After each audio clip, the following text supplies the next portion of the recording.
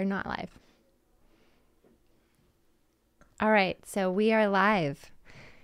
And tonight is a special episode of Stop the White Noise with Jonathan and Meredith because, again, Jonathan is not here. This is the second time we've ever had this happen in the lifetime of the show Stop the White Noise with Jonathan and Meredith. So you have found Stop the White Noise with Jonathan and Meredith, and I'm Meredith. But tonight I also have with me a special guest, and her name is Chloe. Chloe Fisk is our oldest daughter, and tonight, Chloe, you and I are going to talk about lots of random things, actually, but primarily what it's like to be you in today's world. Yeah. So welcome to the show. Thank you. I'm happy to be here. So, Chloe, you have graduated from our homeschool academy, and now you are doing independent study. Yeah. And what does that mean for you? Well, that's funny. It really depends on a daily basis. Right. The beauty of independent study is I can change it whenever I want. I mean, to an extent, I have jobs, I have obligations, that kind of thing. So when I first graduated, I was studying a lot of psychology. That was really interesting to me at that point. Looking up online, like, hey, what books are required for courses, for colleges, and like, what are the best ones? What is the vein of psychology I want to study? And then reading those books, sometimes taking notes, sometimes not, treating it more like just independent study again, instead of like a college course. And really just, kind of doing what I wanted to with it. But then because I'm not a part of a class, when I kind of got frustrated with that vein of study, I was able to change. And so now I'm not doing any sort of book work at this point. It's more experiential learning. Yeah, that's a good way to put it. Because I will read nonfiction stuff from time to time, but it's not like I have a topic that I'm really trying to read all these books on or anything. I'm just kind of, if I see a nonfiction book that catches my eye, whether in theology or life or, self-help, whatever I want to read, I'll read it sometimes from time to time. But the main course of my studies right now is through my jobs. So I work one day a week, Fridays actually, as a lawyer's assistant, so paralegal work, some office work, but I do work pretty hands-on in the, interacting with clients, and it's more than just making copies kind of thing. Right. So I do that one day a week, and then the rest of the week, my main job is church musician. So I, since January of this past year, mid-January, have been our church's acting pianist, learning organist, and I call myself music coordinator because although I'm not, as of right now, directing choir or anything, I kind of talk to all the people who are heading those groups, or I'm the one who comes up with the idea for an instrumental group and then talks to all the people and then practices with them. I mean, because normally I'm the one playing the keyboard, whichever it is, organ or piano, while they're playing. So I'm kind of a key point of their practice sessions. So yeah, I call myself music coordinator because I think that kind of sums up what I do.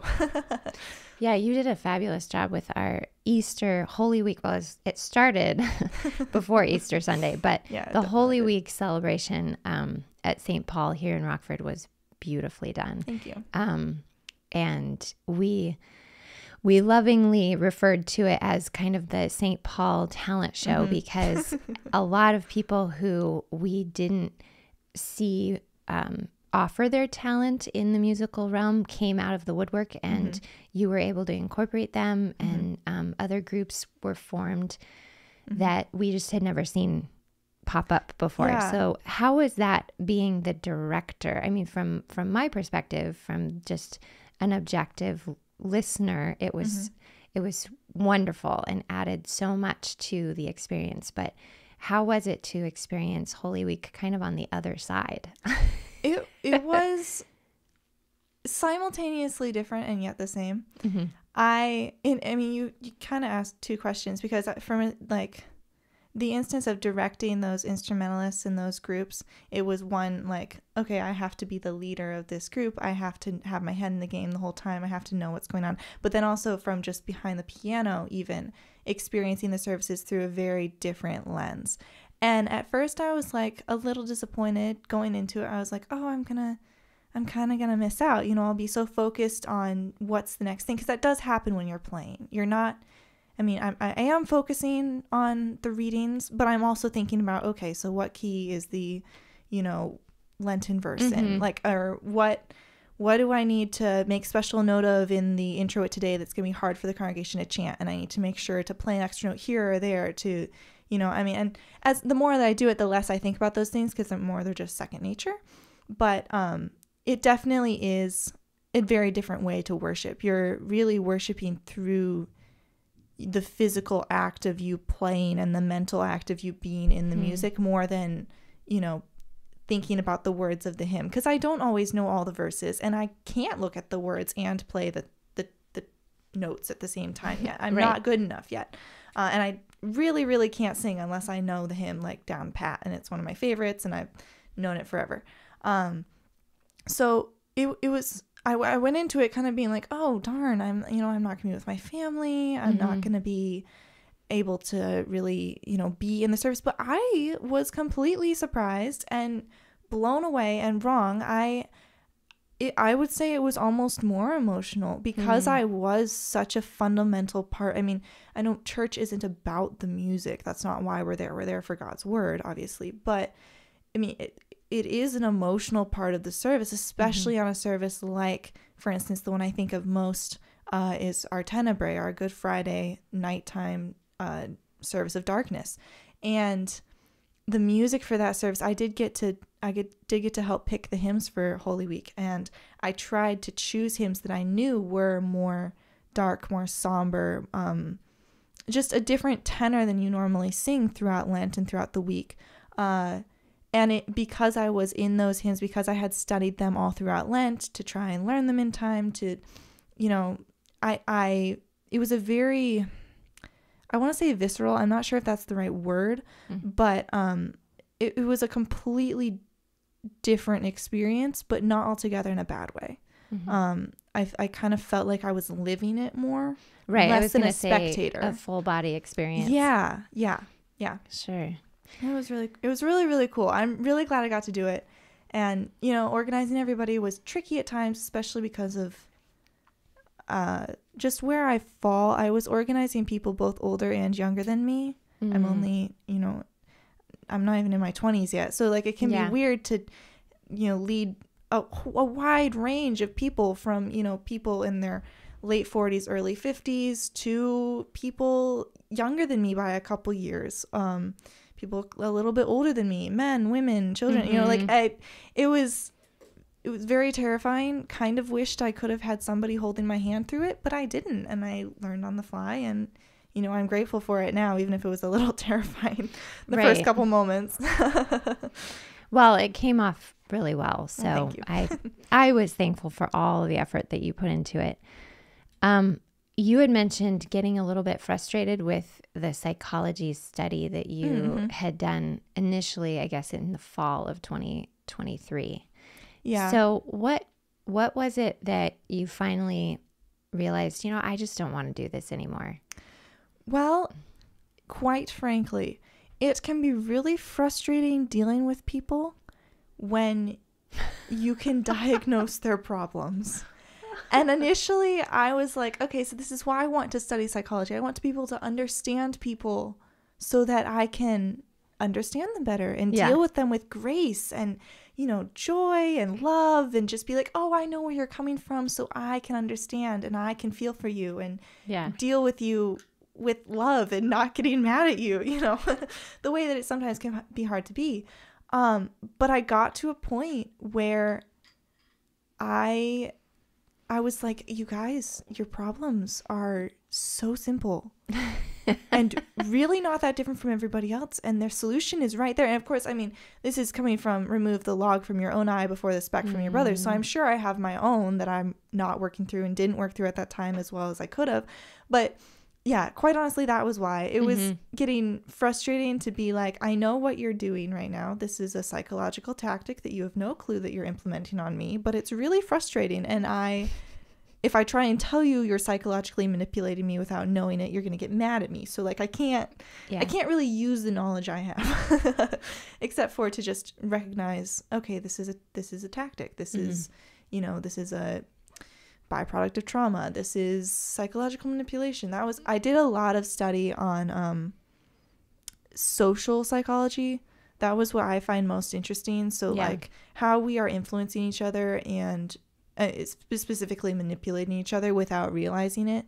I read let's see if I can remember. I believe it's The Social Animal by Elliot Aronson. I think that's how you pronounce it. Was I think the book I took the most from. I might have read a couple others after that, but as in most studies, a lot of the stuff is repeated. Okay. I mean, there'll be a couple new things throughout the books, but a lot of it's just, coming at the same idea from a different angle, which is totally valuable, but I mean, it is repeated. It is repetitive at a point. Yeah. But yeah, that book, The Social Animal, it talked about like, so we have, for instance, this is one that I remember because I wanted to remember this in case I'm ever in this situation.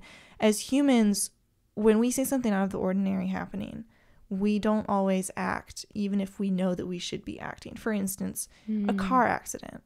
How often do you see a car accident and the car's off the road, everyone's fine, but no one's pulling over, no one's seeing if everybody has cell phones, which for me, who doesn't always, like, I didn't have a cell phone for the longest time. I have a flip phone now, but I don't always carry it. Like, that's one of my biggest fears, especially as a driver, is like, well, if I get in an accident, I don't have a way to contact people, and then like maybe the other person's unconscious because I was in a big accident, and like, how do I call the cops? So we see these situations where really people should be acting. I mean, some people won't, some people are busy, but a lot of people are just acting out of fear and actually no one else around them acting.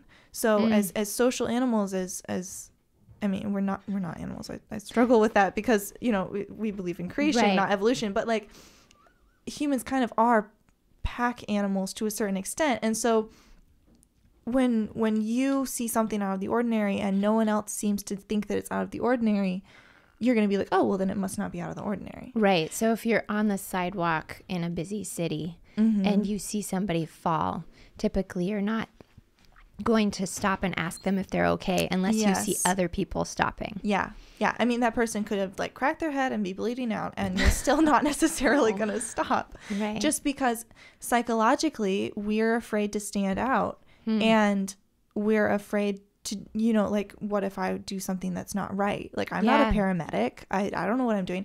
So one of the biggest things that I mean, this is specifically like, okay, so if I'm in this situation where I am hurt and bleeding on the side, if I'm having a heart attack, that's a big one. Like, a lot of people don't know what the symptoms of a heart attack are, and I actually don't know off the top of my head, so I can't really help you. But like, if I'm having a heart attack, no one around me necessarily is going to know unless I say something. And so, like, if you're in a situation where you need help, the best thing to do is not only just yell help, like, yes, let people know you're in trouble, but give direct instructions. If you say, hey, you over there, lady in the purple shirt or whatever, go get me ... I'm having a heart attack. I don't know what helps heart attack people. Go call 911. Then she will actually do it. And then other people will see her starting to act and they'll start to offer help or, whatever. Yeah. If you're in a car accident and the other person is unconscious and someone's at a stoplight right next to you, go wave them down, say, call 911. I don't have a phone. The other person's unconscious. Like, give very direct instructions. I don't remember what my original thought was on that, but it just had to do with, that was something I got from that book that I tucked away in case I'm ever in that situation. Yeah.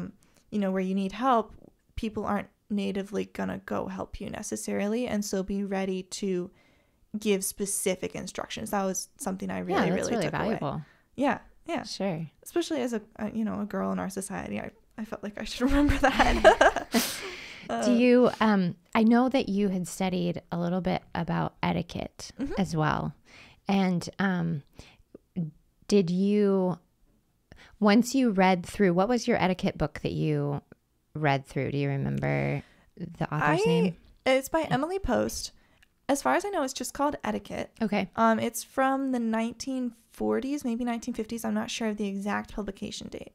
But yeah, Emily Post was the author, and I guess she was like the woman to be at that time. I really don't know much about her other than I just found this book, and I was with a lady who I trusted at the time, and she was like, "Oh my goodness, you should totally buy that. Like that's the book you were to like have." And antique store shopping or something, right? Yeah, I think it was like a secondhand book sale, not like not like half price books, but like library book sale kind of thing. And you read that through cover to cover. I did. What are some of the areas that you found most valuable? Well, so it's interesting because a lot of it was applicable to life still, surprisingly, but simultaneously a lot of it wasn't. Okay. So I wouldn't say there was any one section I was really able to copy paste. It was more tidbits from each section. And, reading through the whole book, I think at one point I like marked pages that I felt I would be able to use in my day-to-day life. I might have taken out those markers now, but which probably wasn't the best idea. But so like at one point I was going to be in a wedding, and I was really, really excited and, wanted to, I was the youngest of all the bridesmaids. And so, I didn't want to act in a way that made me seem younger because as the youngest in a group like that, I mean, I probably could have been a junior bridesmaid. That's about how young I was. You weren't like lifelong friends with this person either. You were kind of, it was by association. Yeah So I was friends with the groom, and then had gotten to know his fiance, and she was including me kind of like a surrogate sister-in-law to be kind of situation. I think that was the idea. I was really surprised when she asked me part of her bridal party. Really happy, but really surprised. Anyways, I didn't want to embarrass her, and I didn't want to stand out. And so I looked in my etiquette book, and I looked at the section on bridesmaids. And I mean, we do weddings so differently than they did now.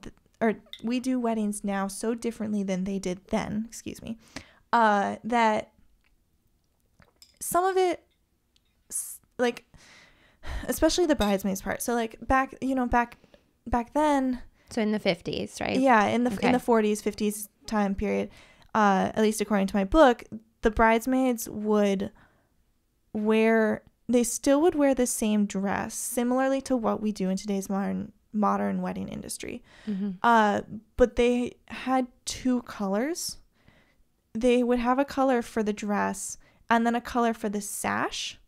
I believe the sash, I don't think they got bouquets. The sash would match like the ribbon on their hat, which the hat would match the dress and the shoes. And then the maid of honor, instead of like, I think she even wore a different color. Instead of like today, some people like have their maid of honor wear just like satin instead of chiffon, or like do a little differentiation if they do anything at all. Or a lot of brides now let the bridesmaids pick their own dresses, and so then there's a color and no real coordination in the dresses. Did the color mean anything? Not that I remember. Oh, okay. No, it was just kind of brow preference. I presume that it might have had something to do with the flowers that were in season, but that's completely just me drawing conclusions on my own. Because I think the flowers, I mean, maybe, I don't remember if they were supposed to tie into the dresses or not, but I could see how, like, say, sunflowers are in season, I might do yellow, orange, maybe an olive green for my colors of the dresses so that it kind of matches, ties it all in. But I don't remember it saying anything specific about that. So it was like, I couldn't really use the book to help me pick out my dress. Long story short. So yeah, but I could use it for some things. The way that bridesmaids were supposed to act, some of the most important bridesmaid duties. I mean, I don't remember all these things off the top of my head, but I do remember one thing. The biggest thing I took away that I tried to keep in mind is I, had fun planning my outfit, because we were given a lot of leeway with this wedding. It wasn't like we didn't have, like, I think we had to have a warm colored or like neutral tone shoe, and then this dress in this or like we got to pick the style of dress, but it was in this one color from this one store. And then I think I don't know if we even all wore the same like kind of metal jewelry. Like it was really super. We got to really formulate our outfits ourselves, which was super fun for me, especially as like a younger girl. I was like, oh yay, I get to be in a wedding and I kind of get to plan my outfit, and it's super and you've exciting. been into fashion for a while too. Yeah. I mean, like just kind all of over the place, but loosely, not really seriously, but no, yeah. I enjoy planning outfits and coming up with like a theme for an outfit and then kind of running with it. And my theme for the wedding was Meg from Hercules. My dress was kind of drapey. I did my hair in a ponytail. It was kind of fun. I went with like the Greek. I think I had lace up shoes, like little sandals. Yeah, sandals. What are those called? A Grecian sandal, I think is what we typed into the Amazon search. Yeah, I don't remember. Gladiator, but they weren't Gladiator. They weren't Gladiator though, because Gladiator is like there's like loops on the sides. It's like a solid piece. Right. We did find out there were differences. Yeah, depending on what you typed in. Yeah. Anyway, so then I think when we were talking about it last night, you mentioned really appreciating the letter writing section of the etiquette book. What have you taken from that like, why did you appreciate it so much? So you and Father did a very, very good job of impressing on me from a very young age the importance of good writing and letter writing specifically. I mean, I know I complained about getting thank you cards for Christmas in my stocking that I would then write to other people as a child, but I think it's something I'm going to do for my kids because it was really important for me to learn how to write even just the simplest little thank you note. And so letter writing and pen pals have been a big part of my, I wouldn't say early childhood as much, because back when I was in school, like I just didn't write to as many people. All my friends were around me more. But once I started being homeschooled in about 7th grade, I think, and we started moving away from my friends more, I really did start writing letters. And over the years, I mean, letter writing is a whole aesthetic now. There are wax seals and wax seal shaped molds. I was seeing something on Amazon the other day. It's like a little thing you put down before you pour the wax on the letter to make it a perfect circle. Oh my, more things we can buy to be perfect. And I was like, as if we are I kind machines. of like the natural look. Yeah. Like, I didn't love it. I didn't really want it.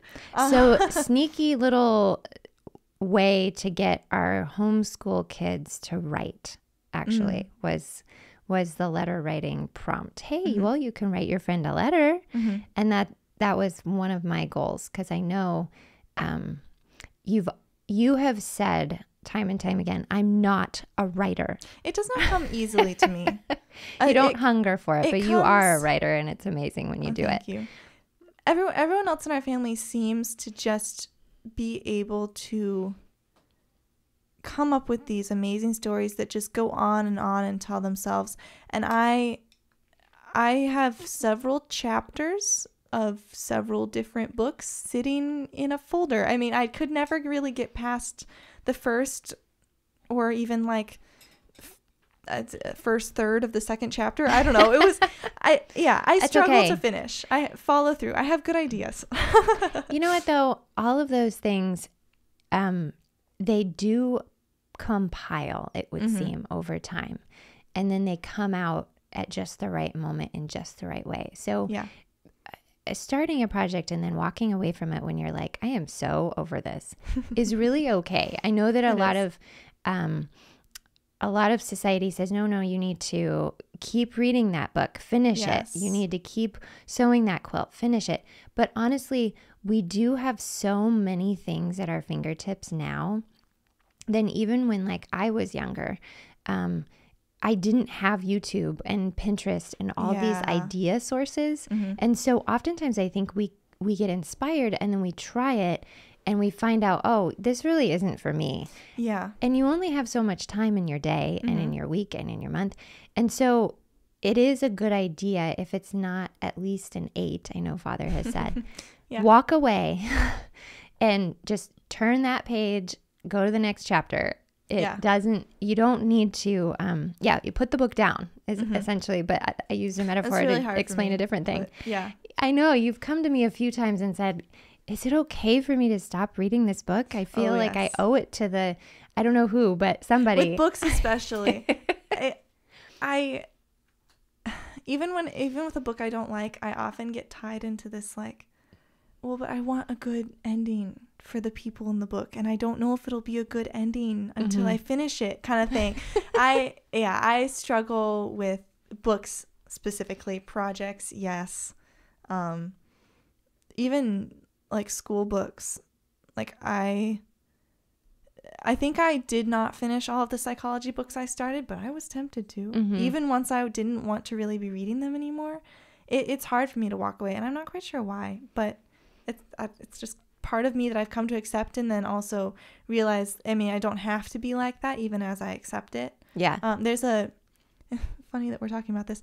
There's a quote that I found recently, and the name of the person that is being quoted is going to slip from my mind now. I don't think it's anybody super duper famous, but I could be wrong. You can just shout it out later in the show if you remember. Well, I remember his first name was Chris, but then I don't remember his last name. And so a random Chris once said, I read this quote, and I was just struck by especially the second line, which says, "Don't finish bad books." And I was like, oh my goodness, I love that. I'm going to write that down. And now I am drawing it on a bookmark for our little sale in a couple weeks that we're doing as a family. Let me see if I can remember the whole quote. I think it goes, "Don't settle, don't finish bad books. If you don't like the menu, leave the restaurant. If you're not on the right path, get off it." That don't finish bad books. I was like, I need that on a bookmark specifically. Just reminder that I don't have to waste my time reading this. Yeah. I could even read the last chapter and figure out if my characters get that happy ending, and then It's true. move on. You can do that. Yeah. I mean, there is something to be said for honing our grit and sticking with something. But in a time where we do have a lot of things pulling at us, we do have to take a step back sometimes and I don't know what the word is that I'm looking for off the top of my head, but like look at it again and just reevaluate. Yeah. What am I trying to do? What is my actual goal? And is this going to help me achieve that? Yeah. So you read about letter writing, and then at the same time, or kind of near to this time, you read another book about the art of letter writing. Is that right? To an extent, that was kind of how the Dust Jacket advertised it. It ended up being more a study of letter writing through history, if I can say it like that. The book is called For the Love of Letters, and again, I don't remember the author. But yeah, essentially the premise of the book was to convince you to, as a modern person who has Gmail, who has DM, and I don't know, this was probably written 2000s, 2010s, so like we're way technologically advanced from what they were. Like, I mean, with the speed that things have developed, we have far more ways to communicate than they did even just 10, 15 years ago. It's insane. I think I heard someone say the other day that, like, what was it, the 60s were 150 years ago or something. I don't know. It was like I got their point, let's just say that. But this book, For the Love of Letters, it was trying to convince the modern, I think, businessman, businesswoman. It wasn't really catered toward like children. Okay. But it was trying to convince you to take the time to go to a stationery shop, pick out a nice pen, pick out some nice paper, sit down and write a letter. Yeah. Just enjoy the process. And write. I talked about letter writing aesthetic a few minutes ago. Like, just turn on some nice music, light a candle, get in your head, like, just pretend you're in the 1800s with like electricity and stuff. and write just take the time to craft a letter. And it did that by showing you that it doesn't have to be that hard. And it convinced you that it didn't have to be that hard by having you read a whole bunch of letters written by people in history, like Jane Austen, like Winston Churchill, like I am forgetting some all of the the other names. Adams. I think, did you say you read their letters? Because I know that the President Adams, I believe, and his wife, in the love letters section, you got to read some of their letters. Yeah. It had different sections for different types of letters, like thank you letters, condolence letters, just everyday letters, love letters. And so you can get some phrasing as you read through people's letters. Yeah. And see that, like, oh, hey, a thank you note isn't a big deal. It can literally say thank you. The end. Like it. and you know what? It's going to bring a smile to the face of the person who gets it, because, I mean, if you don't live near each other, it means so much more than a text to think that you sat down and got a pen and paper. I mean, it doesn't even have to be a pretty pen and paper. I mean, that's nice, but it can just be a note card with a little doodle on it, or a piece of washi tape across the top. Like, yeah, I think during Christmas time, it was in one of the magazines that I picked up, they were asking questions. It was kind of like a Dear Abby, where it was an opinion section or advice section. Yeah. And one of the questions it was all about gifts and Christmas etiquette, basically. Oh, yeah. And one of the questions was, how do I gift my employee an extra special something? And the answer was, do not give them like PayPal money. Do not give them electronic funds. Get a card. Yeah. Hand write a note. Yeah. Put the money or the gift card or whatever it is into the card and give it to them that way, because you can in fact give less money and it will feel like more. Yeah. Because you took that extra time to do it in a personal way. You can see the person's personality come out through their handwriting, and just the fact that they put ink to paper with their own hand is so much more valuable to us than to receive just an email that says, oh, you got this. You got this gift card, so redeem it at your leisure. Yeah, absolutely. It means a lot to people to get that kind of thing. And I mean, of course, if you're still a jerk boss and, you know, are mean to your employees, like eventually they're going to think your letters and your cards don't mean anything. But, well, I mean, the actions and, you know, actions speak louder than words, even written ones. It's true. So yes, absolutely though. Like that, it on the scale of 1 to 10, a handwritten card and letter is an 8. Yeah. It goes far. It shows that you took the time to think about them. It's even better if you write something a little different each card and don't just like copy paste it, you know, the exact same message. So absolutely. I 100% agree with that. Be a good boss too, though. For those of you who have just joined us, you have found Stop the White Noise. You really have, even though you hear two women's voices with Jonathan and Meridith. But I'm Jonathan, and this is Chloe Fisk. Hello. She's our special guest tonight, and we're just talking about some of the things she's learned in her first year of independent study. She graduated from our homeschool high school academy last year, and is now exploring on her own different things that she wants to know about. And so one of those things that she studied was etiquette and then letter writing. And my question for you is, because it recently came up, I was talking to a sister of yours, and she had received a letter, and I said, so tell me what this person said in their letter. And her response was, well, you know what? Nothing. Yeah. And my question for you, because I had actually spent that whole day writing letters myself. I was sure like, that felt nice to hear. No. How does one write an entertaining letter? How do you write? Like, and I went forward to ask her, you know, what would make you feel like you got information that you wanted to hear? Because, you know, it's so easy to have a letter where it's very newsy, but then as the recipient, sometimes that feels like, wow, that person does a whole lot of stuff and I can't especially keep up for with women. Letter shaming without meaning to is super easy. Oh, Or letter complaining. I've yeah, had that happen that in the could be. past. Overly negative letters, not fun to receive either.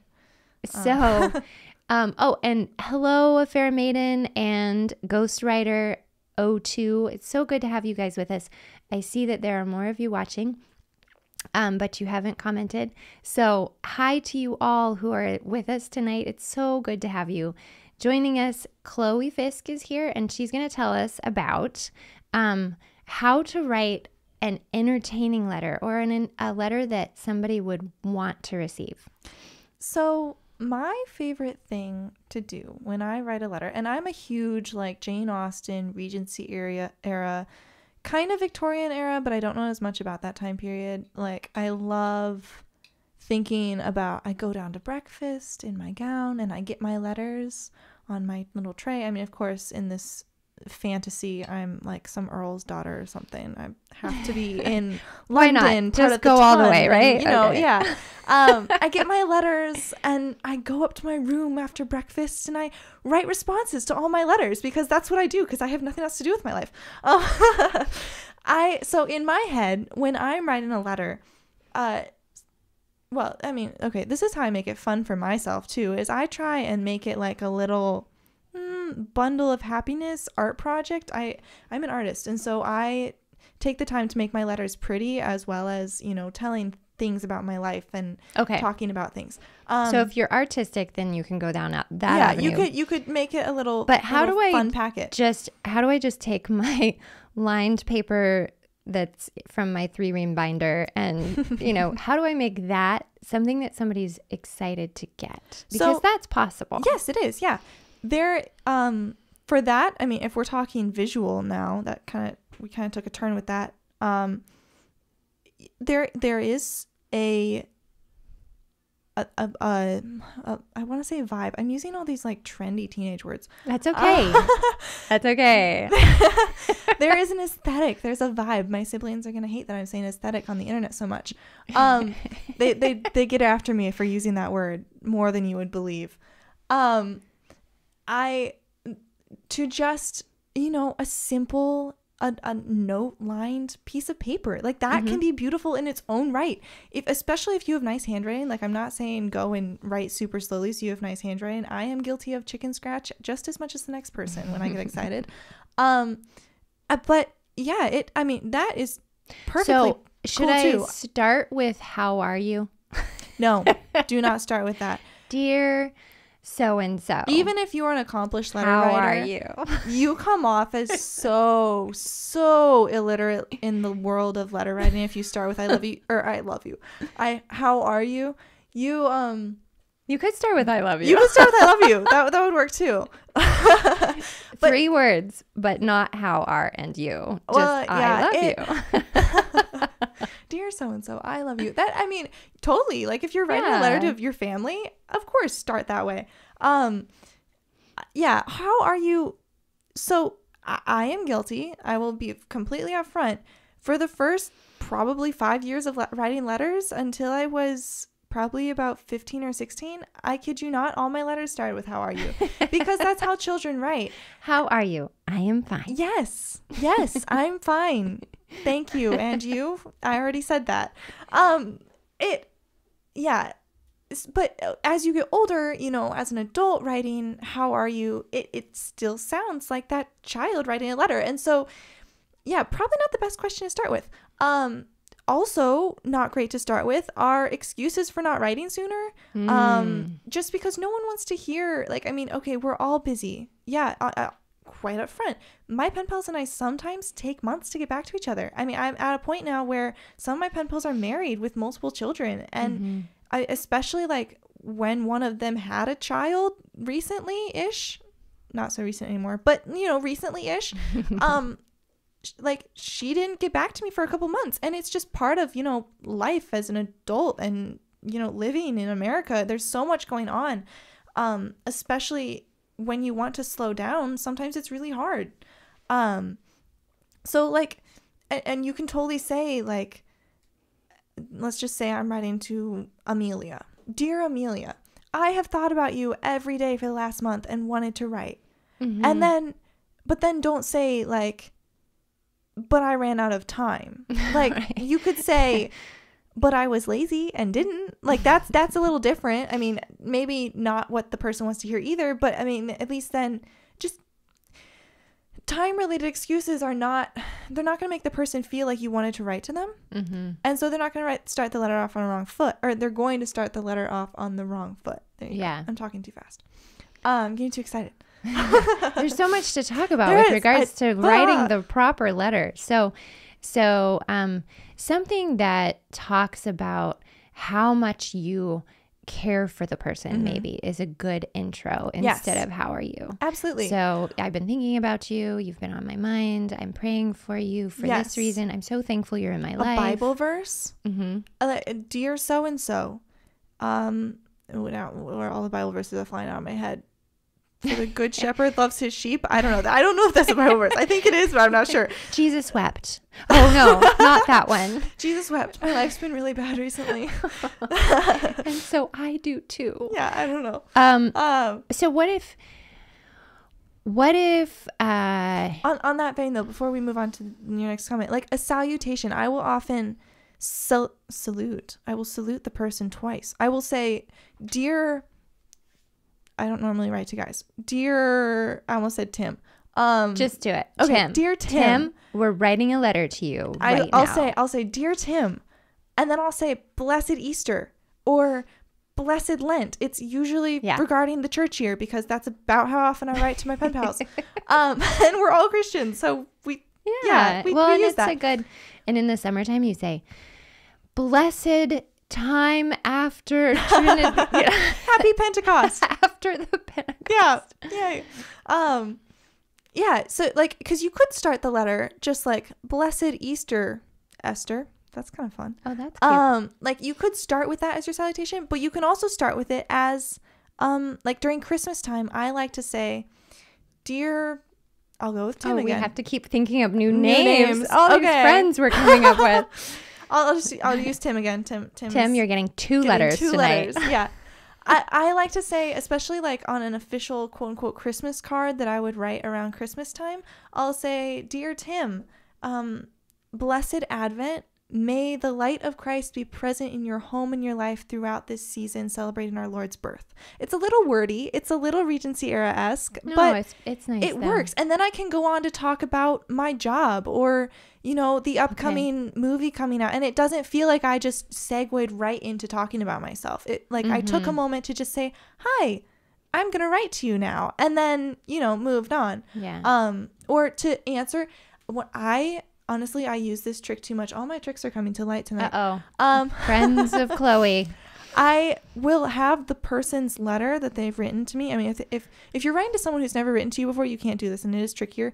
But if you're writing to someone who you've established correspondence with, I will have their letter next to me, and I will comment on almost everything they wrote in their last letter. Yeah, and that formulates. Even if it's not very much, it can formulate a nice first paragraph. Where again, I'm not going straight into talking about myself and my life. I'm taking a moment to maybe ask questions, follow up on what they said, say, oh yeah, it's so cool when ... happens. Then it's more like a conversation instead of reading a book every 3 months for 5 minutes about another person. Like it helps it feel more congenial and two-sided. Sure. Which I mean, so, go ahead. We are going to say how much that person means to us or give them a blessing, some kind of benediction at the beginning. And then if you've received a letter from them, respond to the letter. And then how does one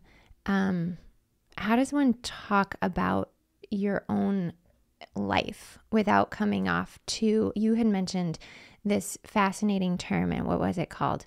It was something like letter shaming with regards to just listing out one's accomplishments. So how do we avoid doing that? So, I mean, I don't receive my letters, so maybe this is all really bad advice.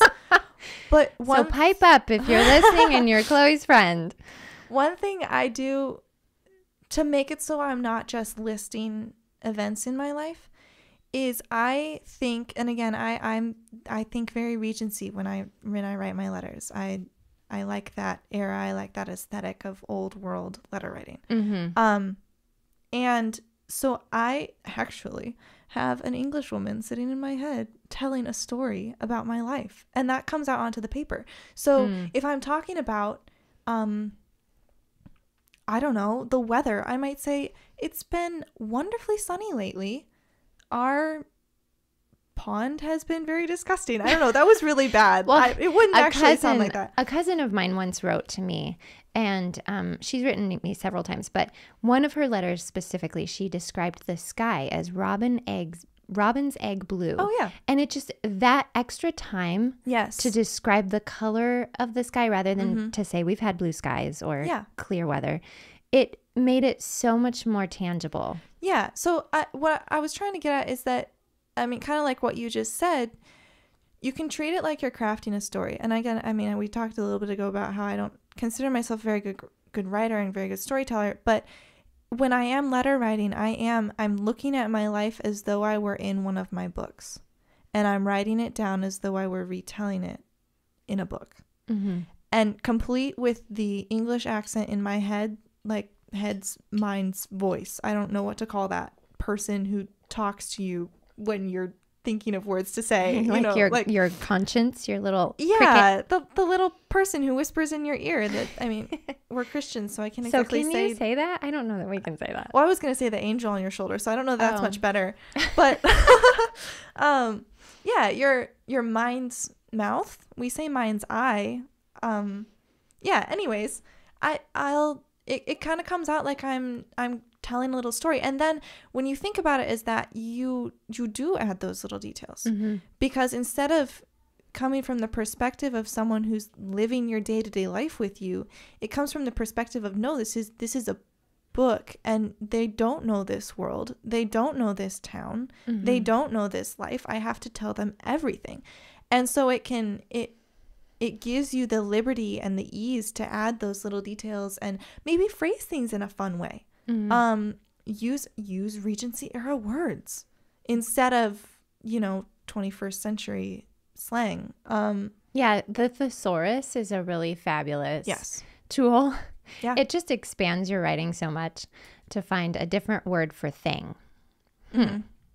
Yes, that is definitely. I don't know stuff. How many of you know this, but Father. Oh, Father's listening. Oh, hi, Father's Father. Listening. Oh, hi. He says it's your voice, not your conscience, not your angel. It's your voice. It's your voice. Well, that actually segues nicely into what I was next going to say. Father was a high school English teacher for a few years. And so when I was in school and taking English, he helped me a lot with some of my assignments. They weren't quite hauling them in on flatbed trucks, but they were papers, so they didn't have to. That would have been a lot of writing. Anyways, one of the things that he really established in me, and this was more in essay writing, but it carried over into my letter writing, is to try not to use the same word too many times, even if you're describing the same thing. Try not to use the same, what is it called? Adverb, I think. If I said very excited earlier in my letter, even if I'm talking about something else, I might say ecstatic. Or I might say exceedingly looking forward to. That doesn't really ring quite the same way, but you get the idea. I'm trying not to reuse my words super often. Right. And it gives an air of non-boringness to your letter. And that doesn't mean you have to use super big fancy words. You can, the etiquette book says to use the Bible as your example of perfect, what did it call it? Saxon writing, I think. I don't know. Yeah. So it doesn't have to be over the top, but it can give your letter a little bit of diversity as you're leaning into maybe that storytelling idea, to keep an eye on how many times you used this word in a paragraph or to describe the same thing, or you get the idea. I'm rambling at this point. So my question now for you is, what Father and I on the show have encouraged people more than once to write letters. Yeah. So oftentimes it's like a kind of a getting to know you scenario. Mm-hmm. And my question for you is, how do you write that kind of a letter? Or I know you and your friend recently had a discussion where you were talking about the do's and don'ts. Like if a person were to write you a letter that was oh, Chloe, I've heard about you. For example, like, oh, I listened to your podcast on Stop the White Noise, not your podcast, but the podcast with you on it. Yeah. And I'm interested in getting to know you more. Like what kind of things kind of inspire you? What would inspire you to want to write back if somebody were to write that kind of a letter to you? I mean, we've talked about doing long distance courtships on the show before. We've talked about I mean, I guess that's basically what I'm getting at. Like, what as a teenage, almost 20s woman, Christian woman, and I know some of our listeners are young men who are eager to find a wife. Yeah. How do you go to a church, see a girl, find out what her name is, and then write a letter to get to know her long distance later? Like, what should be included and not included? Yeah. So in that specific scenario, I'd say the first step begins before you even write the letter. When you meet this girl, talk to her. Very few girls are going to, I mean, I'm talking a very specific situation now of young man to young woman looking for courtship. And I mean, I'm sure some girls are going to have a different opinion than me on this, because I think this is a very personal preference topic. For me, if I don't really know who you are from Adam, I'm going to not be as excited about answering your letter. Okay. If you've come and talked to me and we had a really great conversation and that's why you asked for my address, then I might be really excited to get your letter. So I'd say step one in this very specific scenario is talk to the girl in person. From there, it's a fine line between asking about her and talking about yourself, because getting a letter that's all questions about, as a girl, getting a letter that's all questions about you seems kind of, and maybe this is me being picky, but it seems inquisitive and it doesn't really feel like.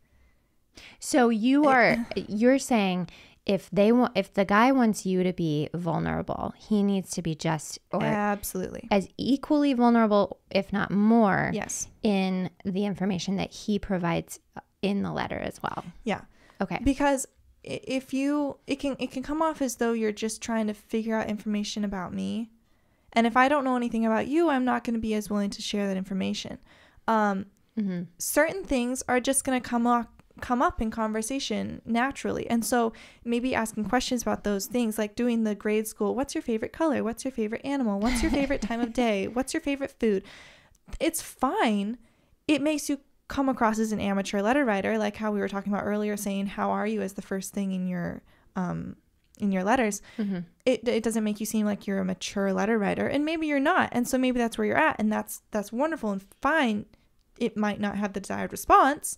Gotcha. Because those things will come up naturally in conversation anyways, whether even if it's not in your letters. I assume at some point in your courtship you're going to meet each other, and maybe you'll figure it out by observing the person. Maybe you'll actually ask them, oh, you're wearing a purple shirt. Is purple your favorite color? Or like, it'll come up naturally. You don't have to quite force it the way that sometimes children do.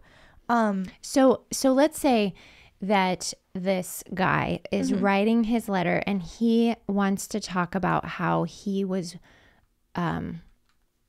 walking through a botanical garden. Oh, yeah. So he goes to say, I spent the weekend walking through botanical gardens. I really enjoy that activity. My favorite flower is this flower. Do you have a favorite flower? Would that be an appropriate time to say that? So that's more of a give and take. Okay. You offered information.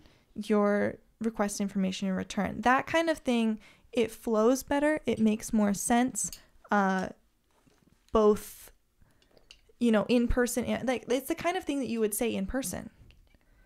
And so that, I think that's the main thing about letter writing, is you want it to be as if the person, well, let me see how would I word this? For the person reading the letter, you want it to be as if the person writing the letter was sitting next to you, say, you know, on a couch or on a chair or, ouch, in a studio. I just banged headphones against We're my having head. human moments here. It's okay. I have those all the time. That kind of hurt. Are you okay? I'm fine.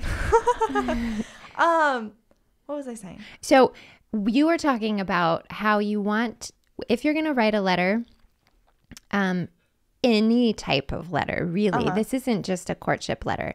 You want to have a voice in your letter that, that seems like you're in the room with the person you're writing to. You want the quote unquote conversation, the dialogue across letters to flow as easily as if you were best friends talking in a coffee shop. And I mean, that can kind of go against what I said earlier about writing a story in your head. But if you write the story as from the perspective of, like, you know, the best friend of the main character, or even just the main character and it's in third person and you're kind of in her head, but she's talking in third person, like, you know, it can give best friend coffee shop vibes. Like, that's cool. So you're saying that sometimes maybe not using the Regency era verbiage or language is okay, but speaking the way that you would actually talk absolutely is going to come off genuine. And but as long as we are capable of still expressing ourselves clearly, not using so much slang that the person would maybe be confused as to what we're actually talking about. Yeah. Okay. It goes along the same lines as the very basic English in terms of, like, essay writing English class, literature class rule of don't use conjunctions when you're writing. It comes across as vulgar is not quite the right word. Low class perhaps is. When I'm writing an essay to get accepted to a college, I don't want to put words like don't in there, or gonna, or cannot, or can't. I'd say cannot. Right. It's a very basic English rule, and in the same way it applies to slang, modern language. And it also applies to what I was saying about Regency stuff. So just because I would maybe use words like correspondence or, I don't know, something else Regency in my everyday language, and so might put in a letter, doesn't mean everybody will. So everything I'm saying, it has to be taken with a grain of salt. Letter writing is a very personal thing.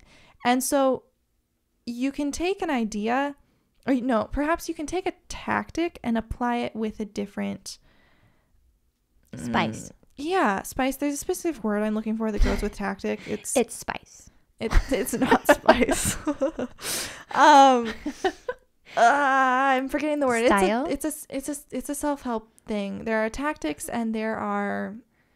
I'm sure some guy in the comments knows. That's right. It'll be 3 minutes before they get it. Yeah. So, well, I think I think you've cleared a lot of the letter writing hurdles. Be genuine. Talk about yourself if you want the other person to talk about themselves, but don't talk exclusively about yourself, and don't exclusively ask questions about the other person. You can talk about your thoughts too. I didn't talk about that at all yet. Letter writing doesn't always have to be just, oh, here's what Billy Bob did on Thursday and Friday of last week. It can be like, oh, I was reading Romans, and here's a paragraph on what I thought about Romans chapter ... Or I like to, every once in a while, for my pen pals, give them like a playlist of songs that I really like, or sometimes a book list of books that I've been reading. Or you know like how Father has encouraged us to do smart noting. And part of smart noting is you take the note and then you rewrite it in your own words. Yeah. And then you rewrite it again. Yes. So what I do sometimes with my sermon notes is I like to take my sermon notes and then rewrite them to a pen pal of mine. Sorry, friend. No, but just to talk about like, this is what I'm thinking about this week. Or, you know, if it's Sunday afternoon, this is what I listened to this morning. Okay, so we have some things. A Fair Maiden says, is it methodology? Tactic and methodology. That's on the right track. Method might be what I'm thinking of. Is it? It's like application, but it's not application. Because it's like, and there's a book called Tactics, and I'm sure anyone who's read that book with the little chess piece on the cover, like I've read it, would know what I'm talking about. I don't know. I don't know. I mean, if you described it a little bit more, maybe I could come up with it, but it's fine. The most recent time I heard it talked about was actually at jiu-jitsu class when our coach was talking about tactics versus this other word, and I was like, oh yeah, I've heard that used in other versus. So it's a tactic versus a practice. It's like a practice. It's essentially like you have a way of doing something versus you have an idea of a goal. I think it's the goal versus how you get to the goal. I think that's what I'm thinking of, and maybe I'm using these terms completely wrong and they don't actually apply to what I'm talking about, but that's right. Anyways. It's fun. It's fun. So Father says that he has named our show something else. Regency. Oh, Regency. So welcome to the show. The title of this show is Something Else Regency. I didn't realize how much it's invaded my life until like tonight when I'm talking about every 3 sentences. Maybe we're just talking about Regency applicable topics. So I guess I need to just take a minute right now to, Father says it's tactics versus strategy. Yes, that's it. Strategy and tactics. Thank you, Father. Ding, ding, ding. Winner.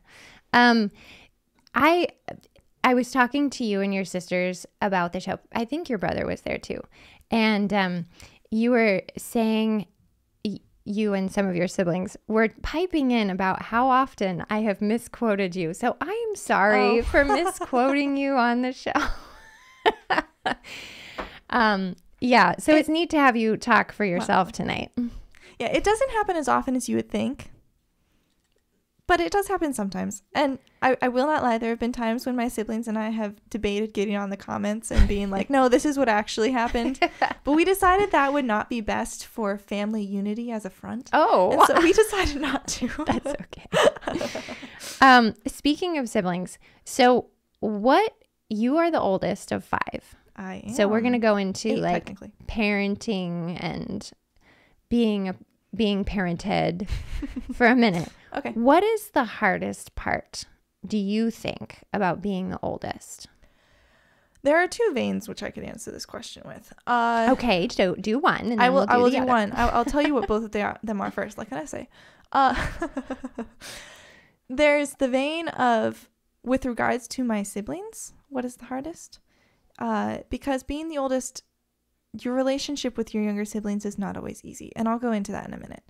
And then there's the vein of just like, for me internally in my head.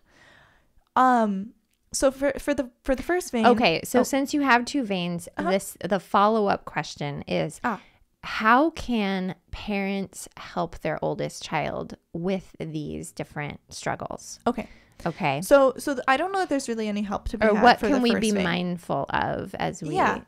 So in the first vein, in which I'm speaking of the dynamic with my siblings, as the oldest, it always seems to my siblings as though I get unfair privileges simply because of my age. Even if I look at the time frame in which they get to do things versus when I got to do things, and they're going to do things way sooner than I ever did. I just got it first chronologically. So it can cause strain on relationships when, say, I get to take a cross-country trip to visit a friend by myself before they do. Even though I have a license, I'm an adult, I can drive, they're none of those things. Like, it makes total sense to an outsider why I should be able to travel, and they just can't yet. Anyways, yeah. So in that vein, I just bumped the microphone. I'm sorry if there was just a loud bump or anything. In that vein of siblings versus you in mind things, it can be hard because it doesn't even have to be a privilege. Sometimes just something that you naturally get to do, like in our family, wear makeup, which I guess that's technically a privilege too. I don't know. I'm thinking. Have a job. Yeah. I mean, that's kind of a privilege in our family, but in some families it's not. Like that can become a source of contention between you and your younger siblings. There can be, it's the silliest things. You can have a sibling mad at you for a week because of one little thing that you got to do or purchase, or a certain type of clothing that you can wear, and they can't, just because you're almost 20 and they're not even 15. And like it all comes down to I mean, okay, so back to Regency. Pride and Prejudice does a good job of illustrating a not good application of this in the dynamic between Lydia, the youngest, and her sisters. Lydia does not have any restraints put on her. She's 15, I think, maybe not even. She might be 14, and she is allowed to be out in society and at balls and dances as much as her older sisters. There's a vein to this that is good, I think, in that, yeah, just as Lizzie says to Lady Catherine, it'd be totally awful if just because my older sister's not married, I'm 20 and I can't go to a ball. Like, that's awful. But there's a difference between that and my sister, who's barely out of leading strings, going to a ball, flirting with officers, and ending up married to this guy who ends up being a total wacko. And, you know the story. It doesn't go well for her. Yeah. So that's a good example of like what happens when that's the word I'm looking for. Age-related restrictions are not put on a girl specifically, but a person. So in that sense, I don't know if there's really anything parents can do to ease that inner sibling tension that an oldest child always just has to deal with. I mean, I think the best thing is for the oldest child themselves to just be gracious and not flaunt things. Yeah, I think that's a good one. Because, and especially as your younger siblings get into teen years and the P word, puberty, oh my goodness. Like, your siblings' minds are going to be in places where they're going to get frustrated more easily. They're going to get jealous more easily, especially the girls. And you just can't always help it. You do your best, and sometimes they're still mad at you. And you just say, I'm really sorry.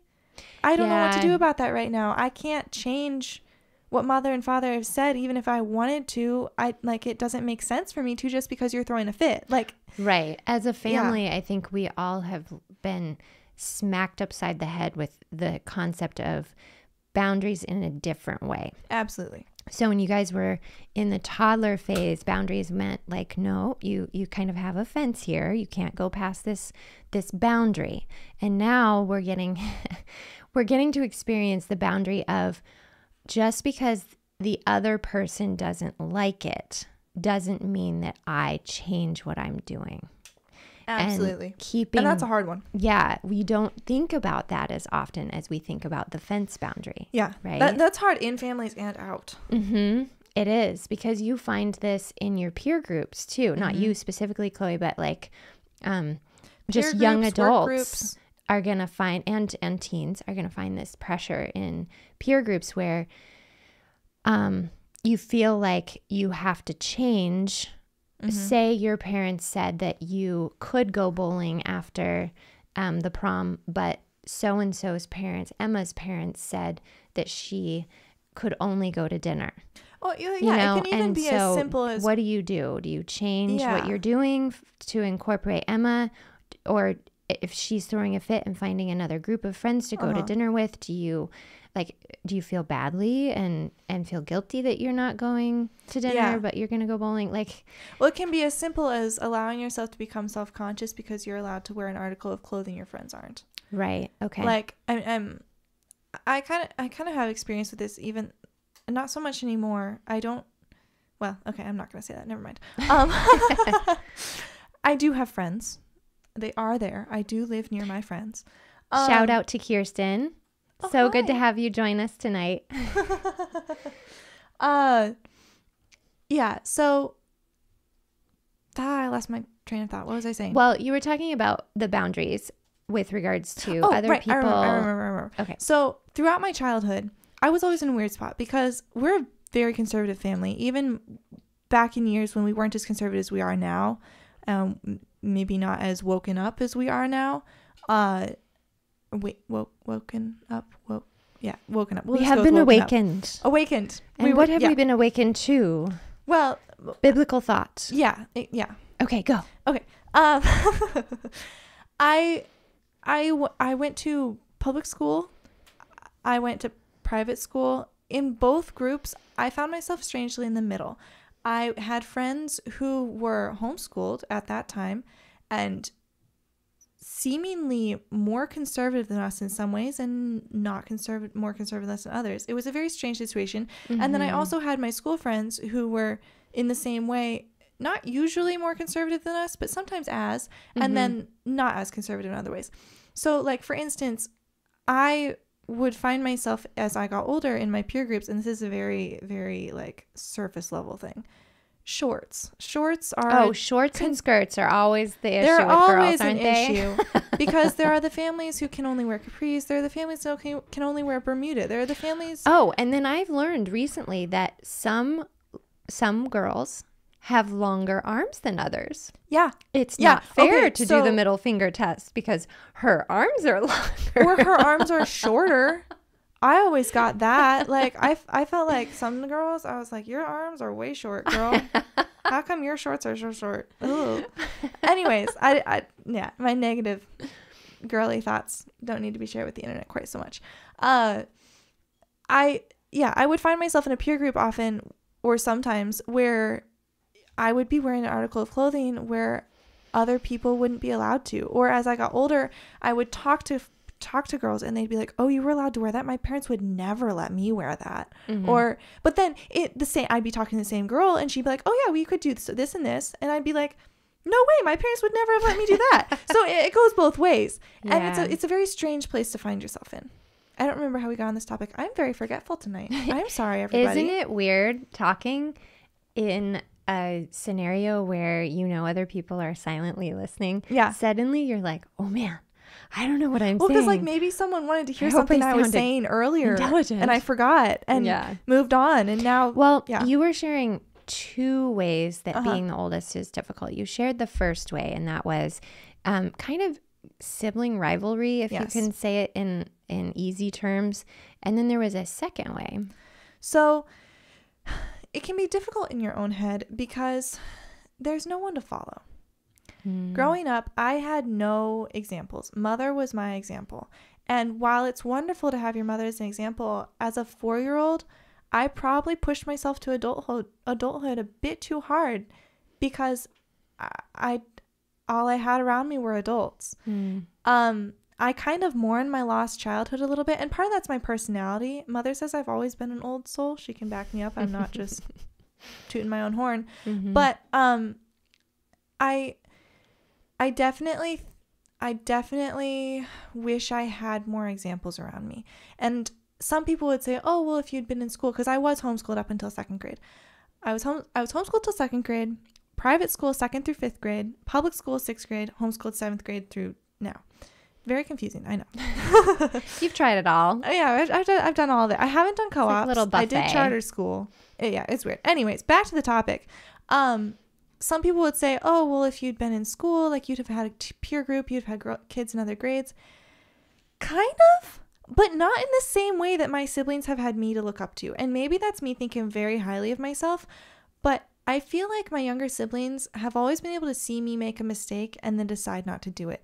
And I haven't always had that opportunity. I think that speaks to how important it is to think about family as community. And absolutely. Our society has pulled us apart so that the concept of going away to college and then moving or settling down far from home is not uncommon.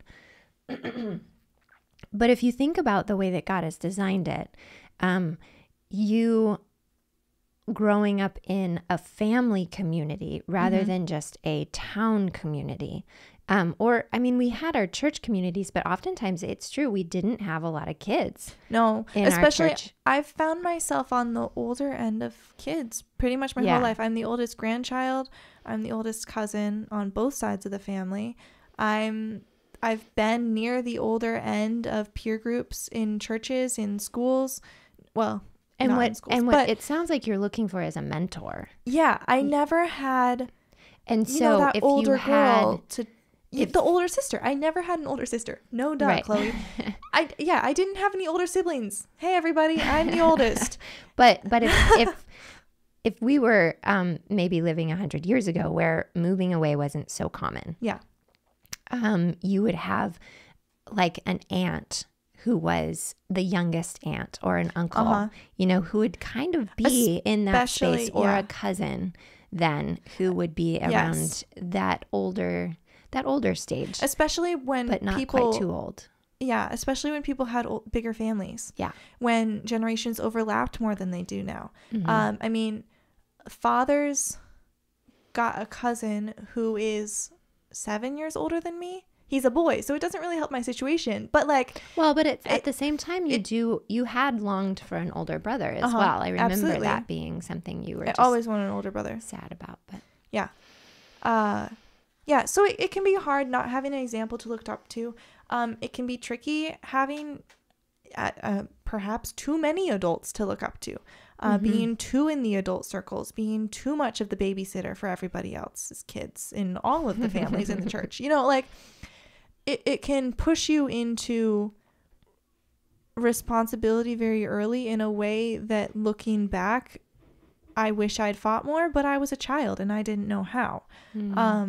So yeah, well, I'd say and that's also you downside. always took what was given to you very graciously. So if you were given this responsibility to watch younger people, you took that responsibility wholeheartedly and went forward the best you could.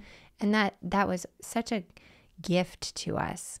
I remember a friend of mine that I met at the seminary, she had 2 boys and then a daughter. And when I had you, she looked at me and she said, "Oh, Meridith, God has blessed you. You will have many children."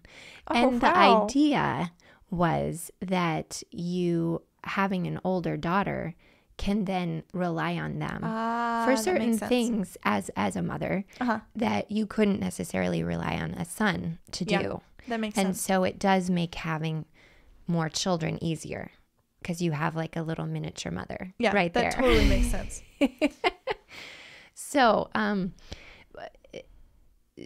how do you think that parents could help alleviate some of the stress of this second struggle of being the oldest?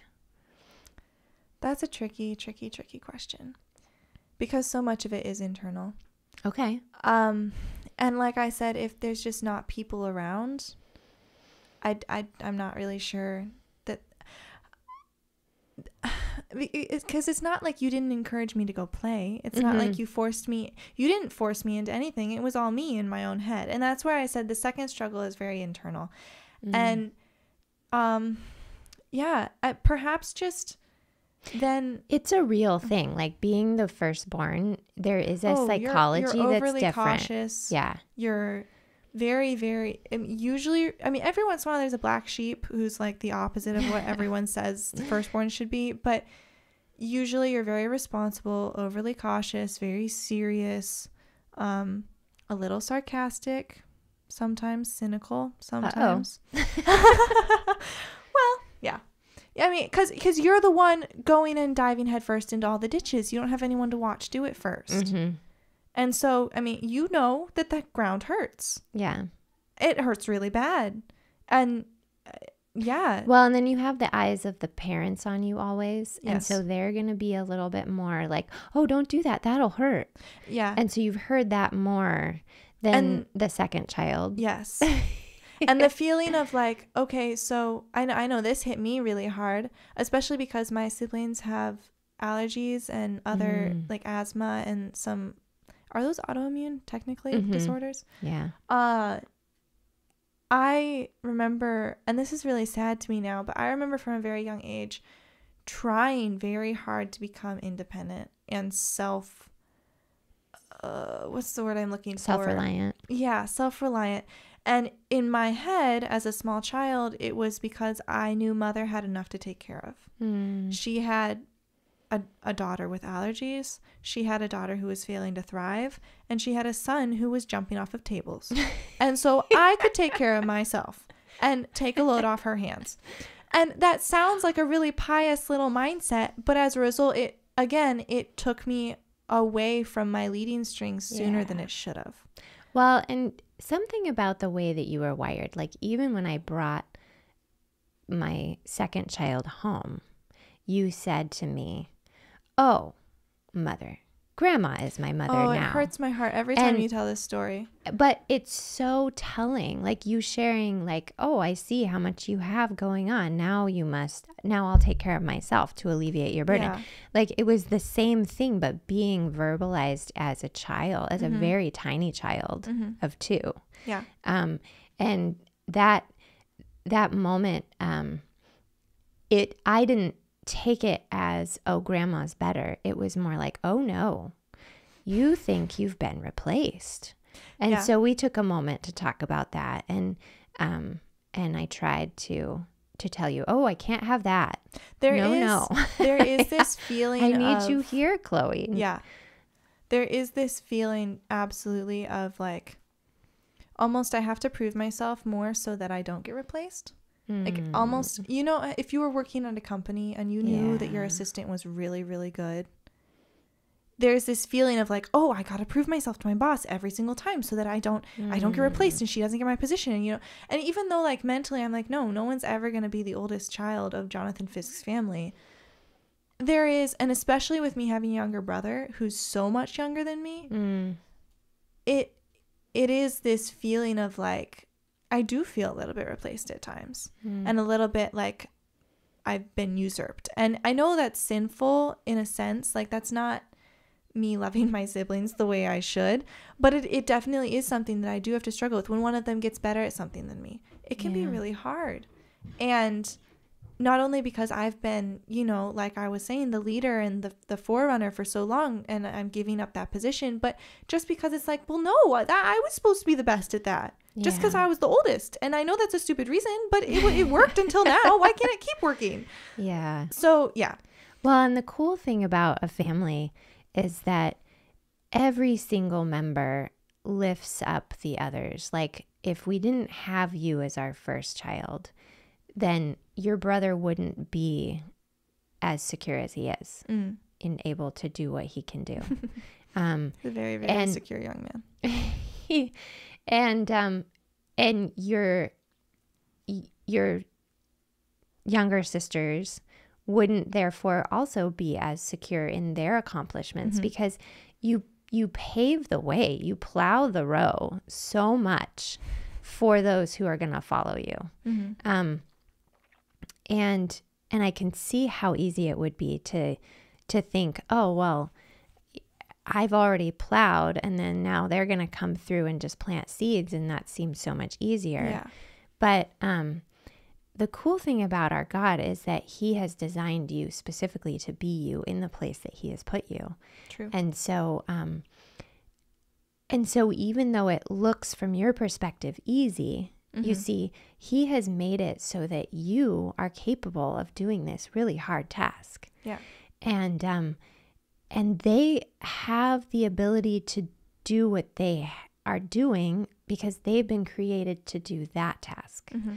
I'm not saying necessarily that you have more grit or they have more grit, but you've been designed specifically to be Jonathan and Meridith Fisk's oldest daughter and to carry the burden, but also the joy of that space. And so if one of your siblings were to come and be in that position, the weight of it might crush them because they haven't been created for it. And so just holding in your back pocket that knowledge that, no, you are here for a very special purpose. And we are so thankful for you. Well, thank you. I'm thankful for you too. I wanted to know a little bit about the best parts of being the oldest, now that you've shared some of the struggles. The best parts. Well, I already mentioned that we're cynical, so sometimes it's hard to me to think of, or I'm cynical. Maybe I should not speak for everyone. But I have a cynical Honestly, tendencies. I think that the majority, like, you can say what you think, and there will be others who are like, yeah, it frees other people to own the thoughts True. that they have as well. Yeah. So it can be hard for me to think of the happy parts of being the oldest sometimes. It's really, as someone who's always wanted to grow up, it's really fun to get there first. Even as it can cause tension and struggles, and I bump my head all the time, not just on headphones. Fewer hand-me-downs, huh?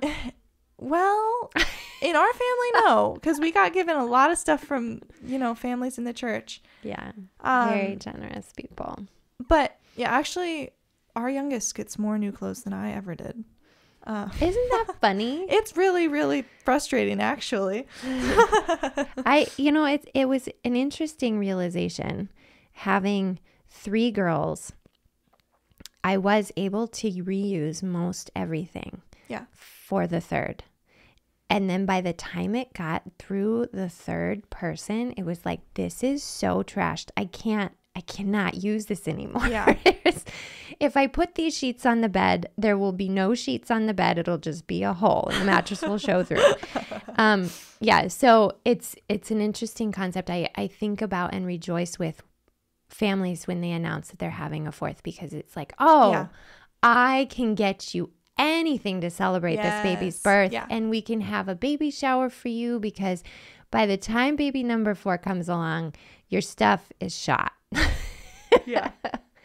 Washcloths, weirdest thing. I never thought. It was like, oh no, these are gross. Baby number 4 needs new washcloths. Anyhow, go ahead. What was I supposed to be saying? Well, you were talking about being able to arrive first. Yeah. So arriving first is kind of fun, but it's also kind of scary, because like I said, like you're trailblazing, and if you're not a naturally confident person, that can be really, really hard. Yeah. If you're not self-motivated, that can be even harder. It's really, you know what? One of my favorite things of being the oldest, this is so cheesy and so funny, is having youngest siblings. It's as simple as that. I have a really wonderful relationship with my youngest sister, and she is her own little breed of sass at times. So don't think she's all angels and roses and happy marshmallows and sunshine. Oh. But there are moments when I realize, oh, she's doing something because I did it. Mm-hmm. Like, she is the most wonderful pianist, especially for her age, and she's small for her age, so it looks even cuter. I cannot. It's amazing that her little fingers can push those keys down. Oh my goodness. It's so cute. I see her playing the piano. She doesn't use the sustain pedal. Like, I cannot play without the sustain pedal. I can, but it sounds chunky. She does not use it. She could. She hates using it. She sits on her knees on the piano bench. Like, her little toes are poking out from under her bum. Oh my goodness. Yeah. Cutest little pianist ever, and so talented, and so shy, and just such a little sweet little musician. And I look at her and I go, oh my goodness. I mean, maybe this is me assuming a lot of responsibility and stuff, but she's doing that because I've played piano my whole life. Yeah. And she looks up to you so much. Yeah. Yep.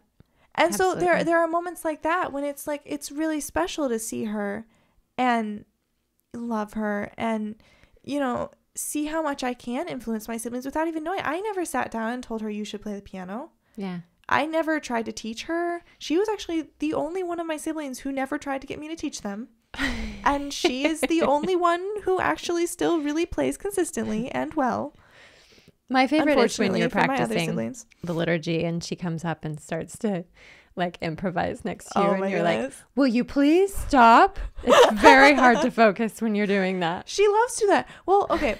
For in her defense, I am a chatty practicer. Like if Mother's in the kitchen, our piano is kind of right next to our kitchen, and so I process things when I practice. Like I'm thinking, my brain is going 100 miles a minute, and so if I think of something I want to tell Mother, I'll stop practicing and tell her, and then my sister will come up and start playing next to me, and I'm like, I'm literally still sitting on the piano bench. I have the book open in front of me. You know, I don't finish practicing this quickly. Can you please stop? And she's like, but I breathe piano. Yeah, pretty much. I can't breathe right now. So, I mean, as cliche as it is, one of the best things about being an older sibling is having younger siblings and being able to watch them grow up and become really amazing people. Even the ones, I mean, as in every family, I have siblings I feel like I have more strained relationships with. But even those relationships have really, really golden moments. And it's really wonderful to watch my siblings grow. And I look forward to the day when we're all mature adults and can be this really strong Celtic knot of 5 strands. Amen. I look forward to that every day. Hopefully 7 strands, because Mother and Father aren't going anywhere, Lord willing. Yes, Deo So, Volente. Yeah. I feel like that's like a really vanilla answer to say that the best part of being an oldest sibling is having younger siblings, but honestly, nothing beats other humans. Amen. Especially when they're so different than you, but also the same as you, which is very weird. Yeah, and they speak your language. Yes. That's oh really my goodness. fun. I love being homeschooled with Yeah, talk more about that. because since we started spending time together as a family and being a unit, it's usually 6 because Father's working. He's since the what do we call it on the show? The blip? I don't know. Oh. What is Father called 2020? Yeah, I think it's since we woke up. Yeah. Oh, I don't remember. Well, anyways, he started working at home if more. you're watching still, you can let us know, Jonathan.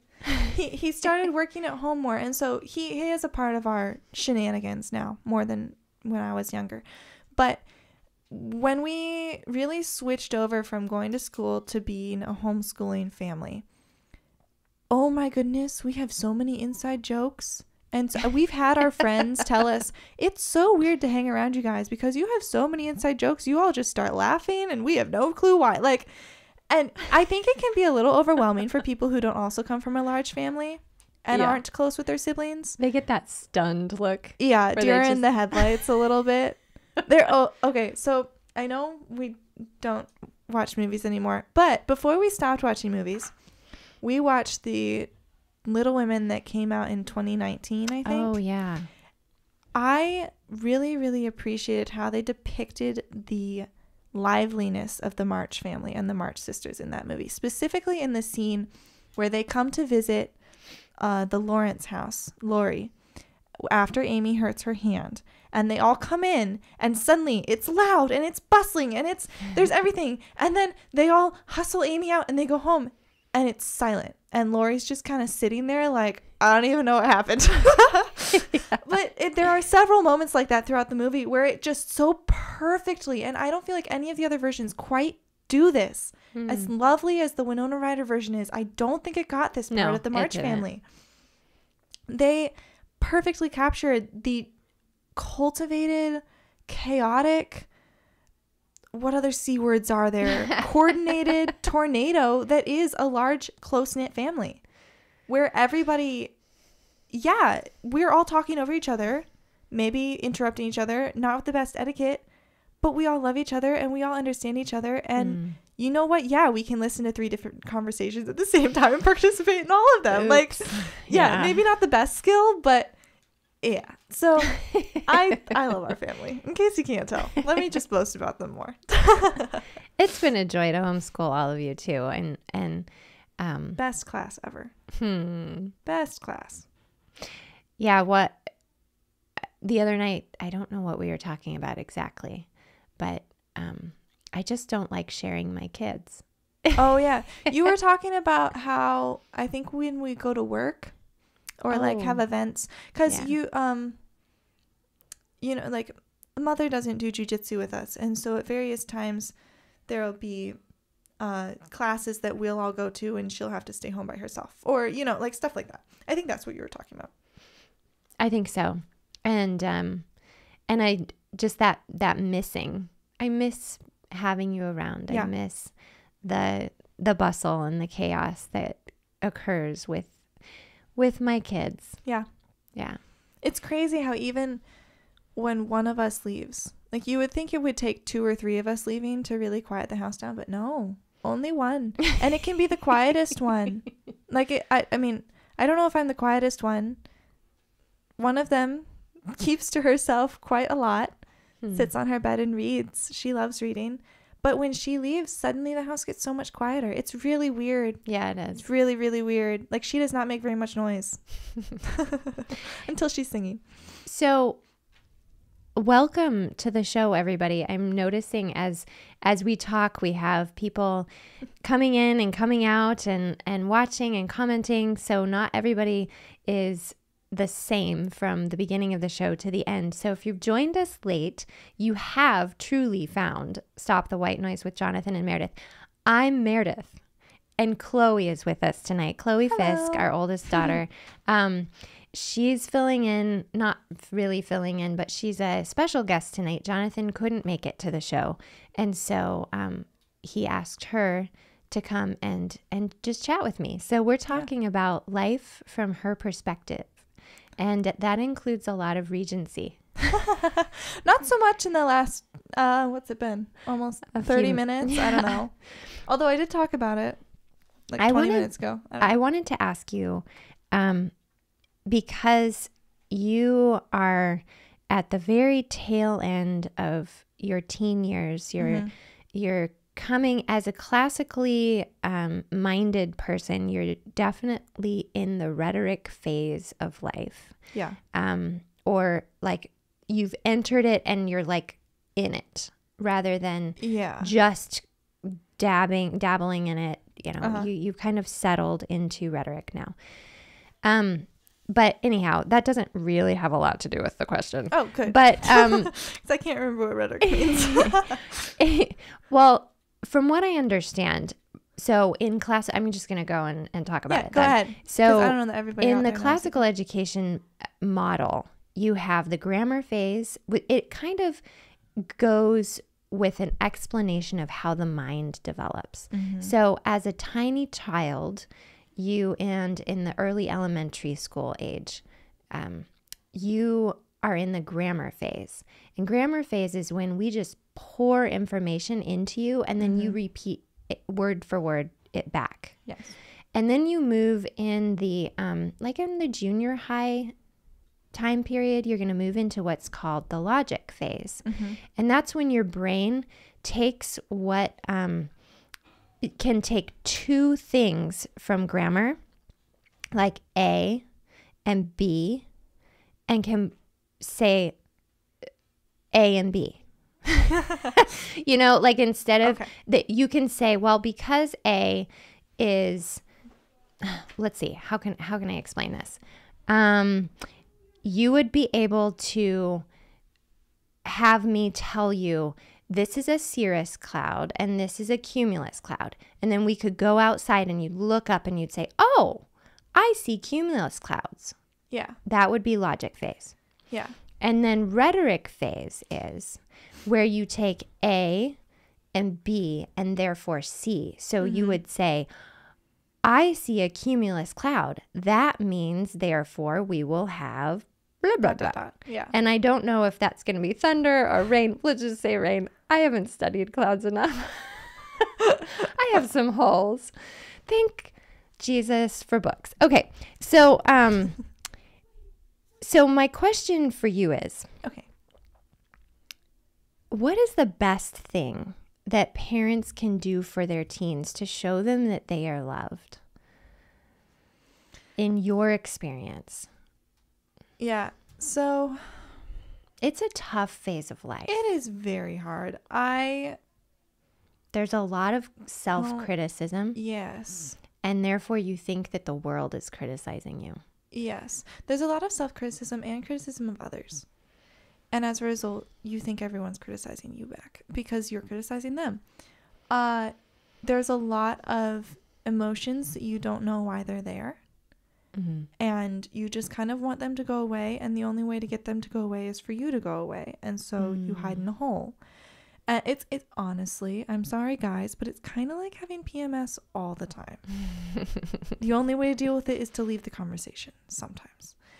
And when you're in the conversation, sometimes you're crying and you don't know why, and it sucks. And you know what, honestly, now having a boy who's entering into puberty, I think they go through it too. I think so and too. I've been reading books about boys.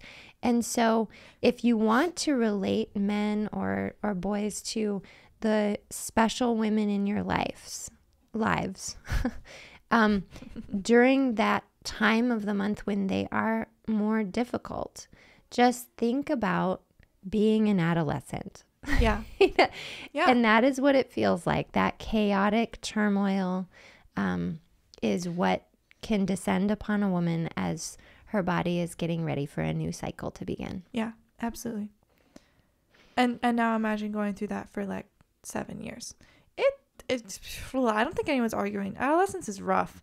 Yeah, somebody once told me when I was taking my GED to graduate early and move on, she said, why would you ever want to graduate from high school early? These are the best years of your life. And I said, Christ have mercy. This is really tough. Yeah. Yep. Yeah, I don't have anything to add to that. That's pretty self-explanatory. So what can we... What has been done, if there has been anything that I've done, that Father's done, that other mentors have done, that have helped you to just feel loved as you've gone through this tumultuous time? For me, in my early teen years, honestly, I think I wanted to be left alone. I wanted to not be criticized, not be told what to do. I just wanted to be me in a little corner where I felt safe. I don't know if that ever really changes. Like, I don't know if that's just me or everybody else. There's probably things that I blocked from my memory because my early teen years were really hard. We were at a really hard point in our lives. We were moving a lot. I didn't really have any friends. I was struggling with being homeschooled again. I had just, stopped being in school, and I didn't love homeschool right away. I really, really struggled with it. I was not very self-motivated. I struggled to do my assignments. I read a lot. I think I've always read, but oh my goodness, like I'm talking, I don't know. I'm just going to give you a number, like 13 books a week sounds about right. And that's insane. That's an insane amount of stories, even juvenile fiction. Like when I read juvenile fiction now, it takes me maybe 2 hours to read a book. That means I was reading for an average of 13 books a week. That's, 4 hours a day, 2 hours on Sunday. Like that's a lot. That's definitely escapism, and that's not healthy. But, maybe that's just what you got to do in your teen years. I don't know. I can't do it again. I don't know if I would do it differently because I don't really remember what my brain was thinking other than I didn't want to be criticized for reading so much. Okay. As I got older, it really, really was nice to talk. Like even this, I've always loved talking to your mother, and whether that's on walks or doing the dishes, like it doesn't have to be at a coffee shop with a scone and a cup of tea. Like it can be just really while I'm helping scrub the toilet or fold laundry. I mean, that brings me to the topic of, as a teenager, I didn't mind helping out. I hated being told to help out. It was easier for me when I had a list of things that I knew I had to do every week, every day, what have you. And then I was able to do them. Rather than having to see people working and be like, oh, I should go and help. Well, yeah, your brain doesn't even work on that. But I'm talking more like being asked. Like instead of knowing, okay, I have to do the dishes on this day of the week or every day, or I have to always do the lunchtime dishes. Like having to be asked is really annoying. And I don't know why, but it's one of those kind of just like emotional for me, at least personally, it was just like immediate anger. It was really, really strange. And another thing that was immediate anger in that same vein was like, if I was doing, for instance, there was a time in our lives where it was my job to do the dishes every night, because for some reason mother wasn't able to for a couple years, and so that was my job. I had to clean the bathrooms every week. And I think it was just that it was decided that it would be a good idea for you. Was that what it was? To do the dishes and have that be something, you know, working towards motherhood and and maybe that's wifedom. what it was. Maybe I'm mixing up various times I got assigned chores. But it always bothered me because I would inevitably, I mean, I know mother would try and do the dishes throughout the day, but inevitably you get left with most of the day's dishes, and everyone else in the family would go and at that time play Minecraft or sit on the couch, like lie on the couch, or turn on their music really, really loud and dance like right next to me while I have to be working. And none of them would help me. None of them would help me dry. None of them would help me put away. And I felt very Scott Pilgrim versus the world. I felt like the whole world was out to get me in those moments. I remember that being really, really frustrating for me as a teenager. And I'm not saying like, bad family, you should have helped me. Like, no, it was my chore. But it was frustrating for me to then see everyone else just kind of doing whatever they wanted when I was like, I have a book I want to be reading. I left my character hanging off the edge of a cliff in chapter 19. I want to go figure out what happened, if they died or if they lived. Yeah. So but in my later years, going back a little bit in my topics away from chores and just things that made me angry as a teenager, I as I got to be an older teen, I really just enjoyed talking. And whether that was ranting about my feelings, I don't know. I probably talked about myself more than I talked about you. So it probably wasn't much of a conversation, but yeah, I really, really enjoyed that. I read an article. As an older teen. I think you must have been around your 13, 14 years. And it mentioned how important it is to make sure that when a teen comes to you and talks, that you establish whether or not they're wanting to just vent or if they're wanting advice. Yeah. And once we establish that, oftentimes you just need to vent and process out loud what's going on in your life and in your mind.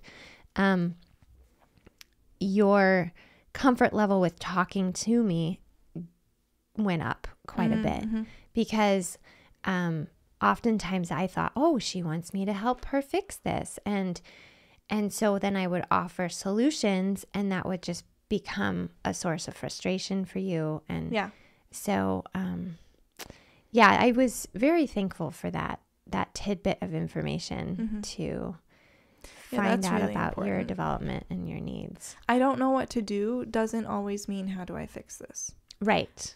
And that's a very specific one. I can think, I know I say that and I don't want an answer. I'll be like, I don't know what to do. I'm just so stressed out. I'm really struggling with this. That doesn't necessarily mean I actually want advice. I mean, I'm capable of saying the words, I don't know, what do you think? Or, you know, a question. And that's just my personal language. That's not everybody. But, you know, if I want advice, oftentimes there's a question mark, not just a shouting at the sky. Okay. And I'm sure there are times when, you know, it's not always the case. And I mean, if you follow that by the book, either I might be like, I wanted advice and you didn't give me any. Honestly, I just had to ask you. Yeah. Do you want advice or do you want me to just listen? And I did that for a little while. Yeah. And that's just how my brain works too. I'm not very good at really nice reading subtleties in people. it honestly, Mother, that was really smart, because I didn't always know until you asked that question what my purpose of talking was. And then I was able to be like, oh no, I'm just like processing things right now through my mouth. Yeah, so I'd say kudos to you. That's a good question. Ask your kids if they want advice or if they just need to talk. So showing love to your teen is listening, being a listener. Yep. Giving them the independence of kind of being in control of a portion of their schedule. So if that's chores, expected outings or events that they're going to be needing to attend, being open with the calendar so that they have the ability to kind of schedule their free time. Because in their head, they have a schedule. And they want to stick to that schedule. And it doesn't matter if that schedule was laying outside in the sun for 3 hours or, actually going and working at a farm. It's a schedule in their head. And for them to deviate from their schedule is just as frustrating as it is for an adult. They're mini adults in their minds already. And just because their work consists of reading 13 books a week and not working 40 hours doesn't, in their head it's the same thing. Yeah, it less doesn't make a important difference to them. Sure. And then I feel like there was one other thing. Oh, the criticism. Yeah. You spoke pretty... Criticism is very, very intense to teenagers. Yeah. Because they're already criticizing themselves. Yeah. I know one specific moment that was a very big turning moment in my teen years. It was in my mid-teens. And, well, late mid-teens. In which I was uncomfortable with a certain thing that I was doing, and I was called out very publicly for it. And by somebody outside of the family. By someone outside the family, a stranger. I did not know them. I know I was not doing all I should have at that moment. They were partially in the right. I do not think that gave them the leisure to call me out in the way that they did. Yeah. I have since learned that that's just the way that this person is, unfortunately. But that criticism hit me so hard to the fact that it still impacts me almost, 3-4 years later? I still doubt myself when I make decisions about a certain part of my life, and I'm hypersensitive to certain things. All because of this one interaction I had in which I was already self-conscious and I was criticized in the exact vein of my self-consciousness. Yeah. And I think I've observed that in your interactions with your siblings, you are so concerned that they might repeat that. I don't want them to make my mistakes. Have somebody else, get hurt the way you did, that you will I'll take it too far. I'm not try to caution them. Yeah. And they're like, stop criticizing. They take it as criticizing. Absolutely. Whereas you're like, no, I'm just trying to caution and I just see you doing the exact same thing I did when I was your age. Stop it. Oh, yes. You will enjoy parenthood. It is such a balance. But it's a blessing. God has put this love for life already on your heart. And so that will lead you and guide you. Well, and I'm sure I'll have you to lead and guide me. Oh. So. I'm not too worried. I'm only a little worried. I have been asking Father this question on the show every so often, just to add a little bit of fun. And we have about 10 more minutes. So isn't it fast? It goes pretty fast, huh? Like right about the point, it's kind of like prom, right about the point where you're getting comfortable. You're like, oh, it's almost time to go. Okay. I had fun. So what is your favorite song? Okay, we talked about the word favorite the other day and how stressful that can be. Well, it's not for anymore some people. For me. Yes. So I'm going to just say my question. Okay. My question is, what is your favorite song this week? Yeah.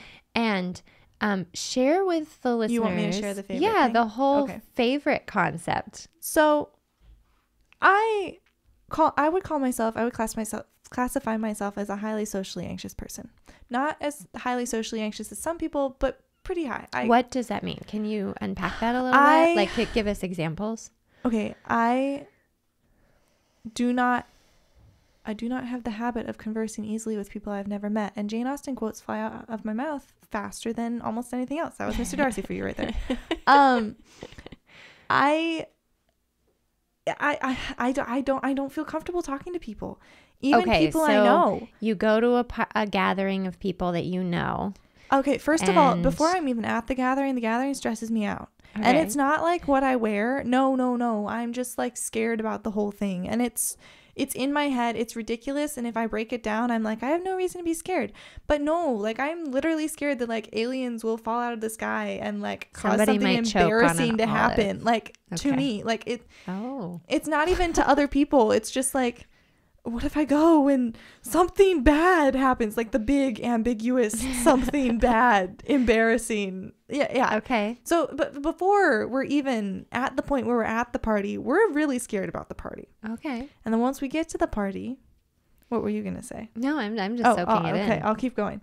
Once we're at the party, we don't want to go in, even if it's people we know, because maybe we're late, or maybe everyone else is really early and we're not meaning to be late, but we're late and everyone's going to look at us when we come in. It's going to be embarrassing. And you know what? The door's right in front of the table and everyone's going to be sitting at the table and everyone's going to look at me and it's going to be so embarrassing. And I'm going to have to walk in and my face is going to turn red and I might trip and fall. My shoe might break. It's ridiculous. The things that go on in my head. So I'm at the party and I don't want to go in and I walk in and it's fine. Like absolutely fine. Is like, it at all anticlimactic in your heart, or are you like breathing a sigh of relief? It's a little sigh of relief. Okay. It's a little. I don't know if I'd say anticlimactic. I'm not really hoping for a climax. So, yeah. And so we're in the party, and it's fine. And you know what? Some people said hi, but no one's really paying attention to this, and that's great. That's wonderful. That's how we want it to be. And then you see that one person who you know, but you don't really know. Like you're acquaintances with them. You're not close friends. They're not your family. They're not someone who you'd like run over and give a hug to maybe. But they're coming over to say hi. And you know that they like to talk. And you don't want to talk to them. And you don't really want to talk to anybody. And why don't you want to? Oh, because you don't want to talk to anybody. Well, because you're afraid you might mess up. You don't want to mess up. Not know what to say. You don't know what to say. You struggle with silence because you think it's a sign, like you how do I say this? In a conversation, especially with someone you're not comfortable with, silence can be very uncomfortable. And you are so uncomfortable that then you just start to say things.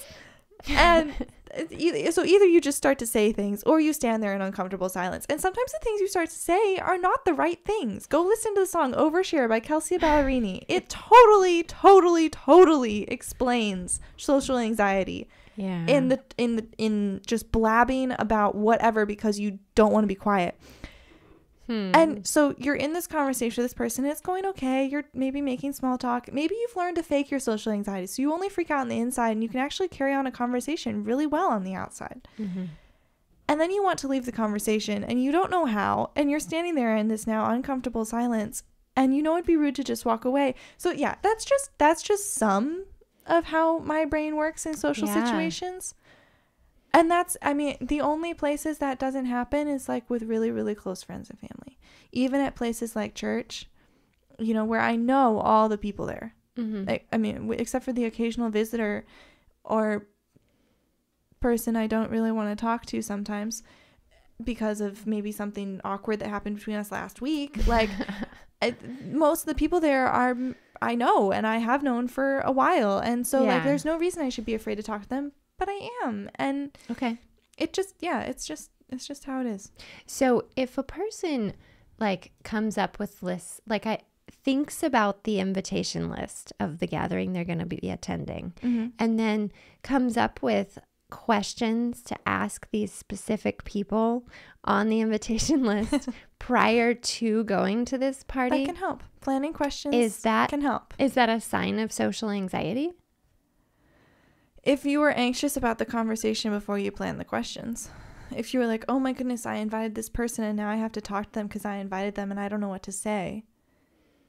Yeah, that could be a sign of social anxiety. find myself while I'm like doing my hair or in a quiet meditative space of getting ready to go, whatever it is, if it's folding laundry or doing dishes or doing my hair or my makeup. But like I'll find myself coming up with questions for these various people that are going to be at the party. Well, I mean, and that could be social anxiety, but maybe that's just you thinking about them and thinking about what you want to say to them and thinking about your conversation. And until it comes to the point where you're anxious and try and get out of things like that even you want to do, I can be excited about an event for months. Yeah.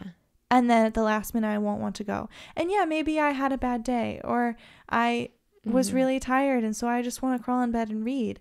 Like, it's still the fact that I'm trying to convince myself not to go and trying to make up excuses and like think of plausible, like, oh, if I had a cat, my cat and I just need a date night. Like that is so ridiculous. But it would be something that maybe would go through my head if I didn't want to go somewhere, even if I'd been excited about going a week ago. Okay, so that's explaining social anxiety. You read I struggle with the question, what's your favorite ... Okay. Specifically in person. In letters is fine because I can just like think about it or, you know, whatever. In person, there's that uncomfortable silence we talked about earlier if you don't answer right away. And I mean, the person doesn't necessarily want to hear you ramble on and on and on. It's, I mean, radio, you're supposed to fill the silence, but the people are there to kind of hear you talk to a certain extent. And so it's not like that in a conversation, especially because if you're, oftentimes people with social anxiety, I feel like really, really care about the people around them. That's kind of what their anxiety stems from, is they don't want they want the people around them to be comfortable and it makes them uncomfortable. Sure. And, you carry a lot of weight on your shoulders. Yeah, kind of. But as a result, when I hear like, what's your favorite? My man goes into panic mode. And of course, you know this. Every single, like, forget my favorite song. Every song I've ever heard goes out of my brain. I don't listen to music. It's gone. Done. It's gone. Does music even exist in this world? Has God created music yet? Yeah, it's not quite that bad, but it's close. And then, so one day, I was just minding my own business, moseying along, and I came across this lady on the interwebs. Bad me, I know. But she said, hey, all you socially anxious people out there, when someone says, what's your favorite? They don't need to hear your absolute favorite. It can be the first thing that comes to your head. Hell, heck. Oh my goodness. I'd never swear. That was weird. I'm sorry. You were saying hello. Hello. Oh my goodness. It doesn't even have to be close to your favorite thing. I mean, it could be your not favorite thing. It just has to be a thing that, you know, maybe it was the first thing that popped into your head. I don't know. Whatever. Right. Like, this person who's asking what's your favorite, they're really just trying to make conversation and get to know you a little bit more. And so, if, for instance, what's your favorite book is a really hard question for me, even for people I know when I have time to think about it. And so maybe I just say, well, I really, really like Pride and Prejudice by Jane Austen. And yeah, like if I do all the pros and the cons, maybe it's not my favorite book, or maybe it's only my favorite book in a certain category, or maybe I don't even have a favorite book. But like all those socially anxious thoughts and freakouts and stuff, like it doesn't have to happen. It can just be, oh, what's your favorite song? Oh, this song that I heard today. Yeah. Yeah, that's so true. Yeah. You don't have to freak out about it, guys. It's interesting. I wonder, so was this it saved my life, that lady. As saved my life. Socially anxious people? Like, hey, socially anxious people out there. So I think she's socially anxious.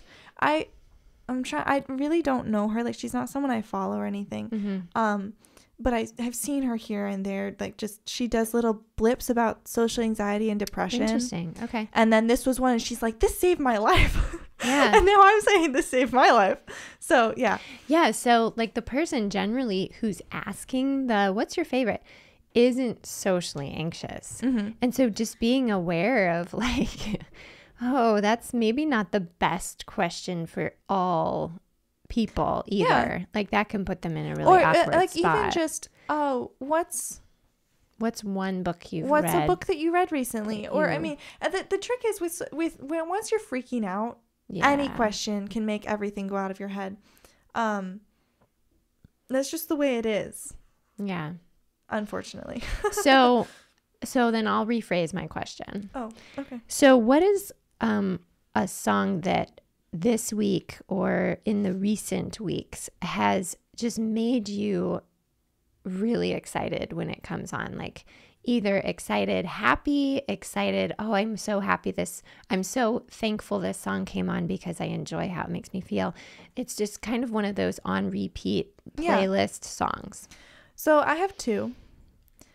And the first one is when this song comes on, it just makes me giddy's not the right word, but like I just get caught up in the music. It's not a word song, it's instrumental. Like you want to get up and dance? Yes. Okay. I just want it has a beat drop in it. I love beat drops. What is a beat drop?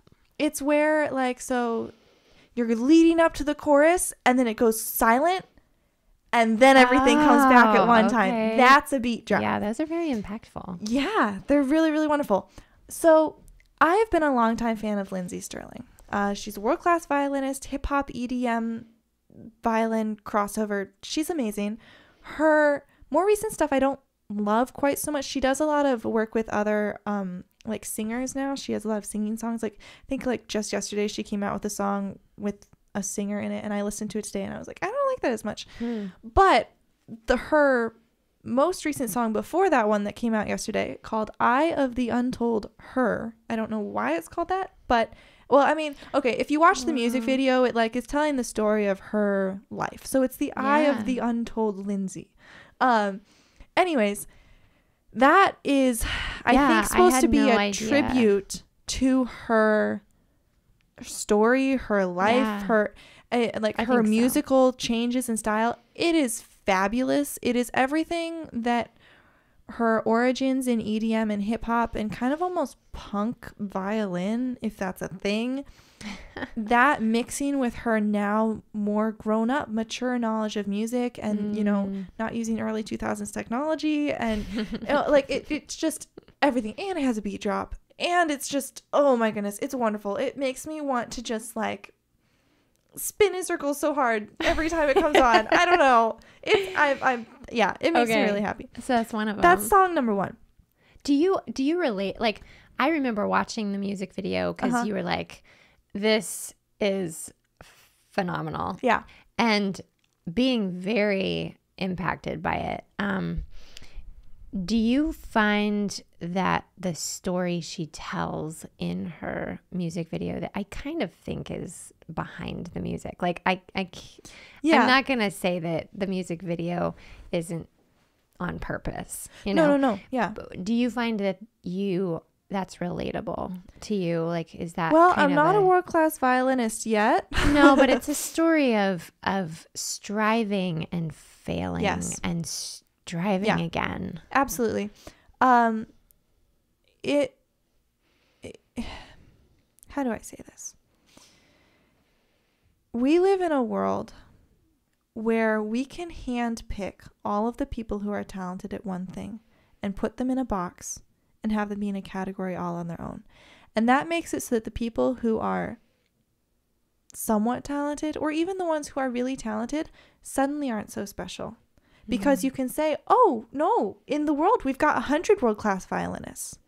And suddenly the one that you've got in your country isn't that special because she's just one of 100. It didn't used to be like that. As a result of that, being a result of the internet, you can feel really smashed really easily. Mm-hmm. As an artist, especially with, dare I say, the rise of AI art, as a physical artist who struggles to transfer onto digital art, it's really hard for me to feel confident in my work because everywhere I turn, there's another artist who's younger than me or better than me or can do digital and normal art or is painting 70,000 different genres of art. I have an Etsy store and I have really focused on making art that's sellable, that people want to buy. I haven't taken the time to pursue, and maybe this is my fault, but I haven't taken the time to go and paint landscapes. I love painting acrylic landscapes, but they don't sell as well. And so I don't paint them as much. It's just how business works. And when you're trying to be a business person, that's how you have to think. So yes, I can relate with the story of being told you can't succeed. It's really hard. You feel like you're not really making it. You decide to try anyways. And yeah, I hope to have that beat drop moment someday where it's just like, look at how far I've come. And I hope that God gives me the grace to see it and not get cocky about it and just accept it for what it's worth and give thanks to him and move on and not like make a big deal about it, because once you're there, I mean, the whole point of having knowledge is to pass it on. Isn't that the whole point? If we only kept knowledge for one generation, I mean, that we did that for hundreds of years and we didn't really get anywhere in our developments. It wasn't until we started saving knowledge and sharing it across generations, handing it down, that we really started to make advancements in, I mean, Western culture. I don't know if that's even a good thing anymore, but it's true. Until we started writing things down, if the monks in the Dark Ages hadn't kept everything together, we wouldn't have had the Renaissance. It wouldn't have happened. There wouldn't have been anything left. So yes, I absolutely relate to the story of that song and to the hopes and the dreams and the striving for whatever greatness means, whether that's just being able to sit down at the piano one day and play a song that I love without having to practice for millions of hours first. Or whether that is getting to play for people in a church or on a stage or in a grand setting. I mean, I don't think I'll get to Carnegie Hall at this point. I'm not a child prodigy, but like that'd be really cool. Like I'm not gonna say no if that's God's plan for me.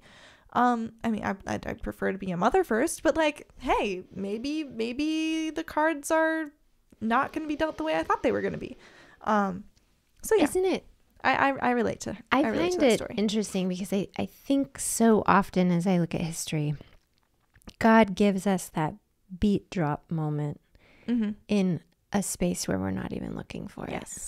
Yes. So our striving keeps our focus in one direction or one basket, and then our success is actually in the basket that's behind us that we don't even think about doing. Yeah. So. Absolutely. You mentioned that you have an Etsy shop. I do. And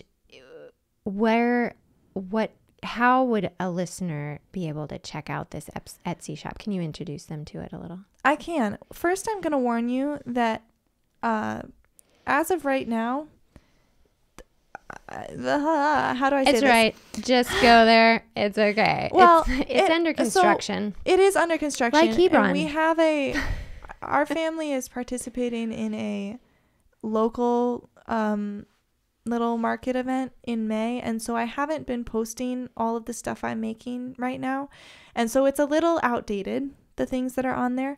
But you can certainly go check it out anyways, and keep checking it out. Can you like follow Etsy so that when I new think things you are can. I'm not sure added, how that works because I'm not on it either. as a person who would follow other people. I just am on there as a seller. Okay. But I think you can follow. The shop name is Studio 3124, capital S, Studio 3124. Like written out 24? Yeah. With a dash? With I don't think it has a dash because dashes weren't allowed in the shop names. Okay, so 24 has no dash. Yeah, like TWEN. TY. I don't know how to spell. I can't either. I was never good at spelling bees. And what does that stand for? So when I was the name? Coming up with a shop name, I first off wanted something that, because my siblings and I kind of share it. So you opened your shop to your siblings. According to them, it's theirs as much as it is mine. Oh, okay. Fun. I don't know if I like that. So I've been pressuring you to open a shop forever. Well, because I wanted to you open a bring shop your forever. art to me and I'm like, oh my goodness, that will bless so many people. This needs to be available to others.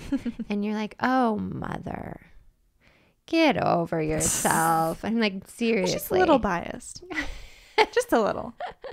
Comes with the job. So last year, no, 2022. No, last year.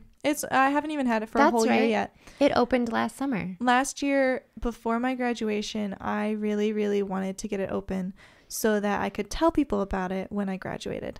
And so I set a deadline for myself, and I worked really, really hard, and I got it all up and made some artwork for it. And yeah, I've really enjoyed having it. I can't say I sell a ton of stuff all the time, but you know, we I go enjoy in spurts. it.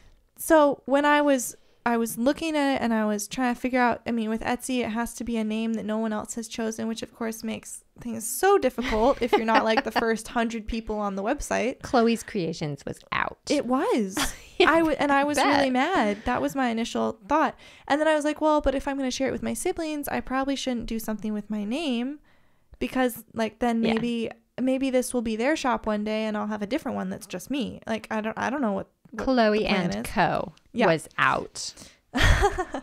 So I don't remember how I got to this, but I mean, you know, I do the Daughters of Wisdom Psalms and Proverbs and readings, and there's this line in Proverbs 31, and it's verse 24. Here, I'll open and I don't it up. have it memorized. Mother's getting her Bible for me. I have my Bible, and so I'm going to open it up so you can. But I wanted a studio, because in my little dream world, I would love to have an in-person studio one day. I don't know if it'll actually happen, but like the thought of having a little downtown, you know, boutique kind of thing is really, like, I think that'd be really, really fun. And I would love to have my art and my siblings' art and my mother's art and my father's art, maybe, if he wants to do stuff, just all over this little boutique downtown. And so I've always loved the term studio. I kind of think of my desk space as my studio. I don't have a whole studio to myself yet, but I hope to someday when I have my own space in my own house. So sometimes it's just the laundry room. It's what you make it. Yeah, it is. But, you know, or the kitchen sink. Eventually I'll have a little more space, hopefully. But yeah, so I don't remember exactly what led me to this verse, but it talks about the Christian woman and her business, honestly. I'll just read it to you.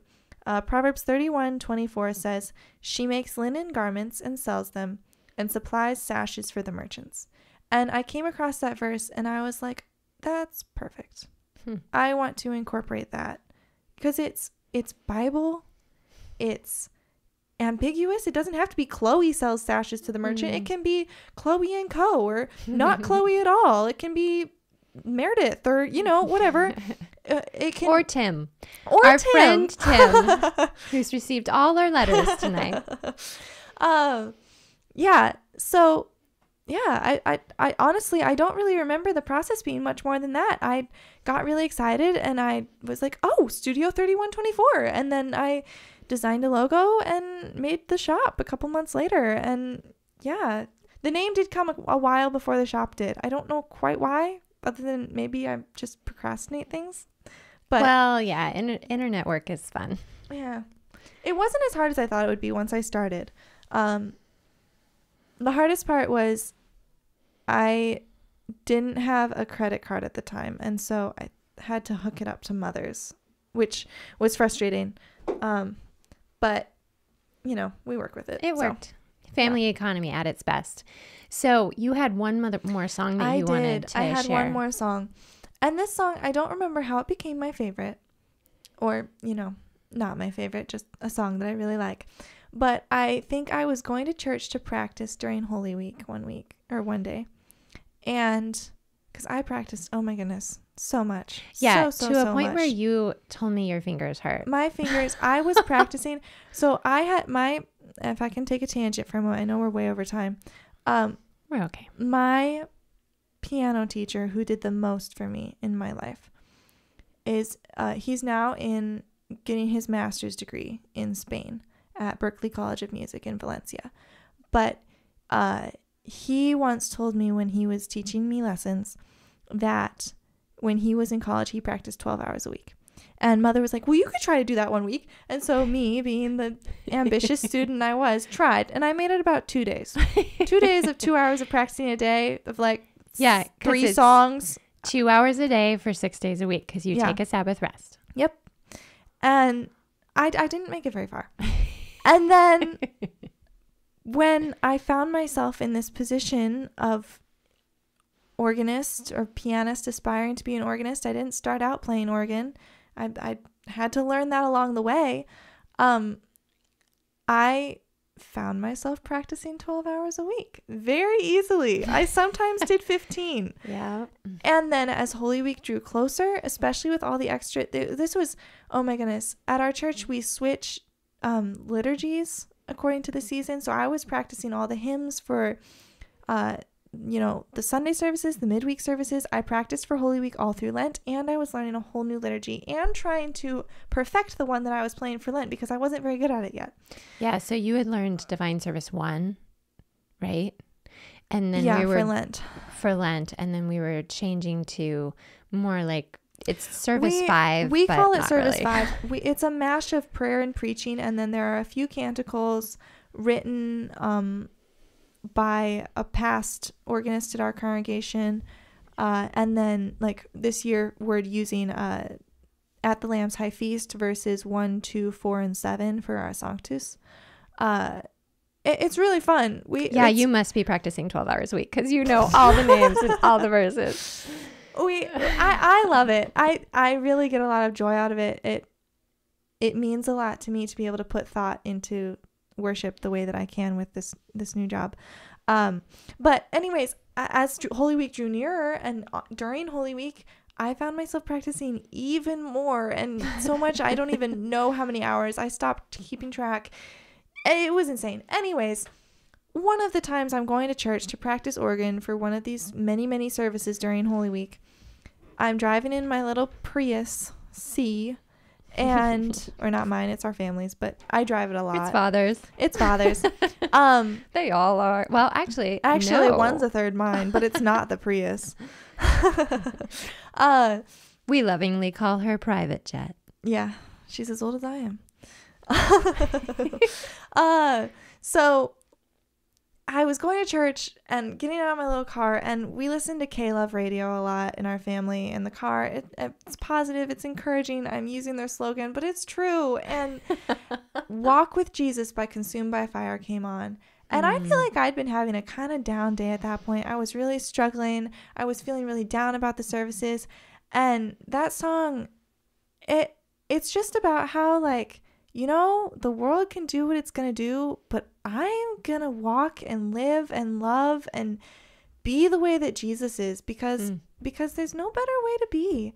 And amen. Yeah, it's not exactly the type of song that makes you, jump up and down, but definitely, as Caleb said one time in one of their commercials, one of those songs that makes you almost take your hands off the wheel to worship. Oh my goodness. I find that saying really, really funny. Not only because at so stoplights I have, it is so not Lutheran, but at stoplights I have been known to like take my hands off the wheel and dance to really good songs, even Caleb songs. So yeah. Anyways. Yeah, so that's my second song, Walk with Jesus by Consumed by Fire and Eye of the Untold Her by Lindsey Sterling. Both really good songs, totally different genres, totally appeal to different kinds of people, but I happen to be right in the middle. You're and kind like of both. Eclectic that way. Yeah.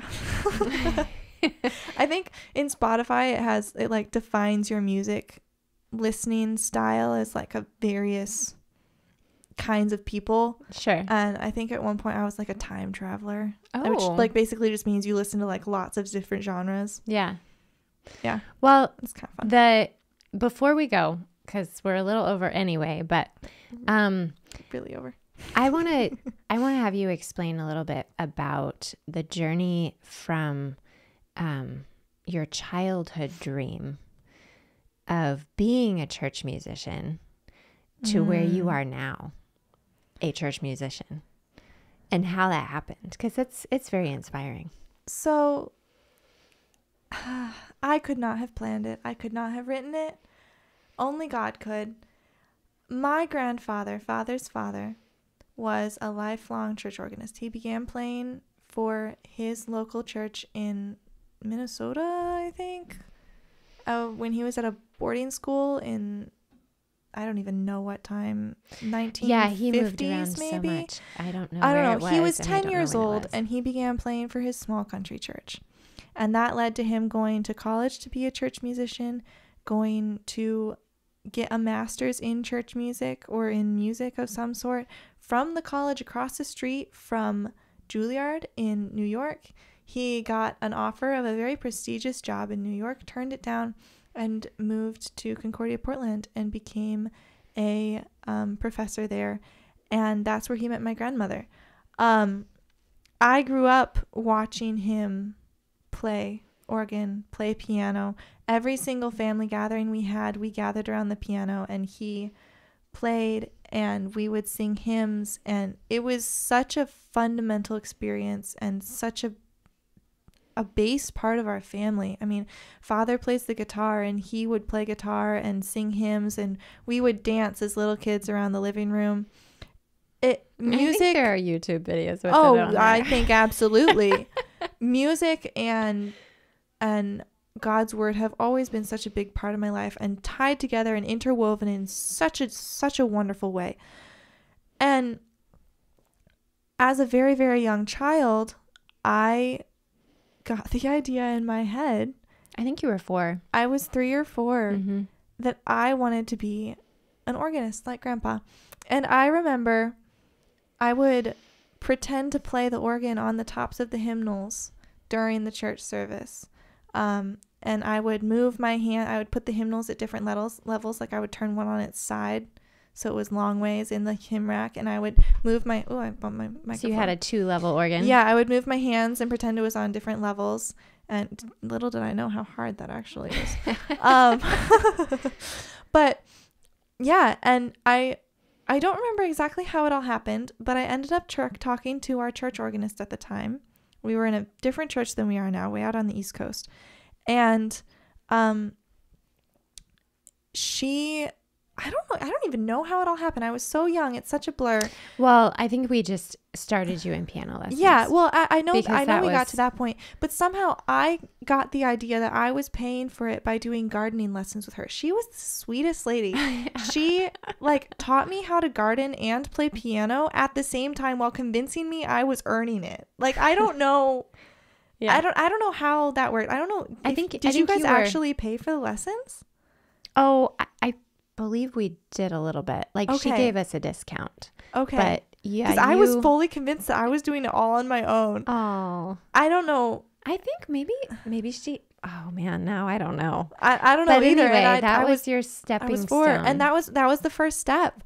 I played piano and took lessons, and then I loved doing it with her. And then we moved, and I had a teacher at our new place. And then I had another teacher, and then another teacher, still at the same place, all in the course of 4 years. They kept moving. We stayed still. And eventually got to the point where I didn't have a teacher anymore. And I never loved practicing as a young child. I don't know many young children who do. And so at that point, I was like, hey, I was in school. My best friend plays clarinet. I want to play clarinet now. I'm done with piano. This whole thing, it's not for me. I was 10, 11 maybe. And I was done. I hated practicing. I feel really bad for one of the teachers I had during that time period. I was a really bad student for her. And I feel like she didn't like me very much as a result. And it was kind of awkward because she was pretty close friends with Mother. So yeah, that didn't work out very well. But I switched to clarinet after, let's see, if I was 11, I would have played piano for about 7 years at that point.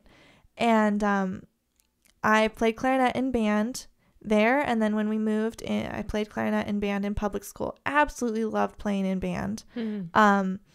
When we moved again, I no longer had a band to be with because I was homeschooled. But there was a lady at our church who was a bassoonist, contrabassoonist. And so she gave me private lessons on clarinet. I learned very quickly I did not like clarinet as a solo instrument. And again, kind of just fell out of love with music and playing music. And I kind of quit. She had a baby, and so it just kind of naturally fell apart at that point. We didn't have a piano that I could really easily access, and although when we had lived where we were before that, we lived across the street from the church, and I would still go in, and while being in band playing clarinet, I would go and I would play the songs that I could remember and had memorized from my last few lessons of piano on the piano in the church. I remember doing that a lot, actually. So I was still playing piano, but I didn't really like see it as something I wanted to pursue. I was very in band and sports at the time. I played volleyball and so when my solo clarinet teacher had a baby and then we moved again, I really just kind of stopped playing instruments altogether. Again, I still kind of tinkered around with piano, but it wasn't a huge part of my life. And then I became friends with a girl who played piano all the time. Like, I mean, I don't know if she has quite a passion for it, but she definitely studied it and was very studious, worked very, very, very hard. She knew how to play one of my favorite songs at the time, A Million Dreams from the Greatest Showman movie. She knew how to play that on the piano. And I said, we'll call her Abigail. Abigail, will you teach me how to play that song on the piano? And she said, sure. And so she taught me like half of it. I still don't know the other half because I like never looked it up online and haven't really had time. So I can only play half of that song. Yeah, you have to practice for like 20 hours a week or something. But, and then we had been at a Higher Things like weekend retreat at that point. And I came home and I was like, I think I want to learn piano again. But I didn't have a teacher and I didn't have a piano either because we'd gotten rid of our keyboard. And then our neighbors were like, hey, we're getting rid of our piano. Do you guys want it? And Mother and Father said to me, Chloe, if you can get that piano from their house to our house without us having to lift a finger, you can have that piano and you can take it with you when you leave our house. So I talked to some of the guys at church. I talked to some of Mother's friends' husbands. I talked to Mother's friend's husband. There. Singular. Ding. Not multiple. And the piano got moved across I think they took it down the driveway, actually. Like, they took it the long way because they wanted to try and roll it, I think. I don't know. Oh, okay. Anyway, it got moved to our house. And so now I had a piano. I still had no teacher. But, were you still hoping to be a church musician at this time? No. Okay. I had kind of forgotten about that dream. When we got a new organist was coming, or a new organist came to town. So we're in Rockford now. Yeah, we had gotten to Rockford at this point, and I have a piano. I have no teacher, but there's this new organist guy who's coming. He's young. He's out of college. He seems nice enough. He can improvise like nobody's business. Yeah. He played something that sounded a whole heck of a lot like Pirates of the Caribbean. Carrots of the Pyrenean. Just right off, like, yeah, he just took a request and did it for us right there after supper one night. We'd all been kind of scared of him. He's a very, very nice man. Kids? Us kids are all very shy. And so we weren't really quite sure how to deal with him. But I gathered my courage and I said, do you teach piano? And I think he was kind of caught off guard. I don't actually remember his response, but through that conversation and then later in the year when I went to him again after a choir practice, because I was in choir under him, I went to him again and was like, can I take lessons from you? And we worked out a price and we worked out a time, and I had a job at the time and I actually paid for the lessons on my own. I budgeted and set aside that much money every month. I knew how much it would be and I set it aside, and I paid for those lessons working at my little grocery shop, cashier job. And and I started taking lessons again. And I had told him at the beginning of, he was like, so why do you want to take lessons? I had told him, well, I'd like to learn. I'd just like to be able to play, to enjoy playing and be good enough that I can just kind of play and have fun with it. And then I would like to be able to play for church if I need to. And at that point, I was thinking like, fill in, not really super serious, just, I want to be able to play hymns. Well, so he had gone to college to be a church musician. And so as I studied under him for the next 3 years, the majority of my lessons were hymns, were liturgy. He had me play for church multiple occasions. Actually only twice. The first time he played about half the service and I played about half the service. And then the second time he actually went out of town and left me to fill in by myself. That was fun.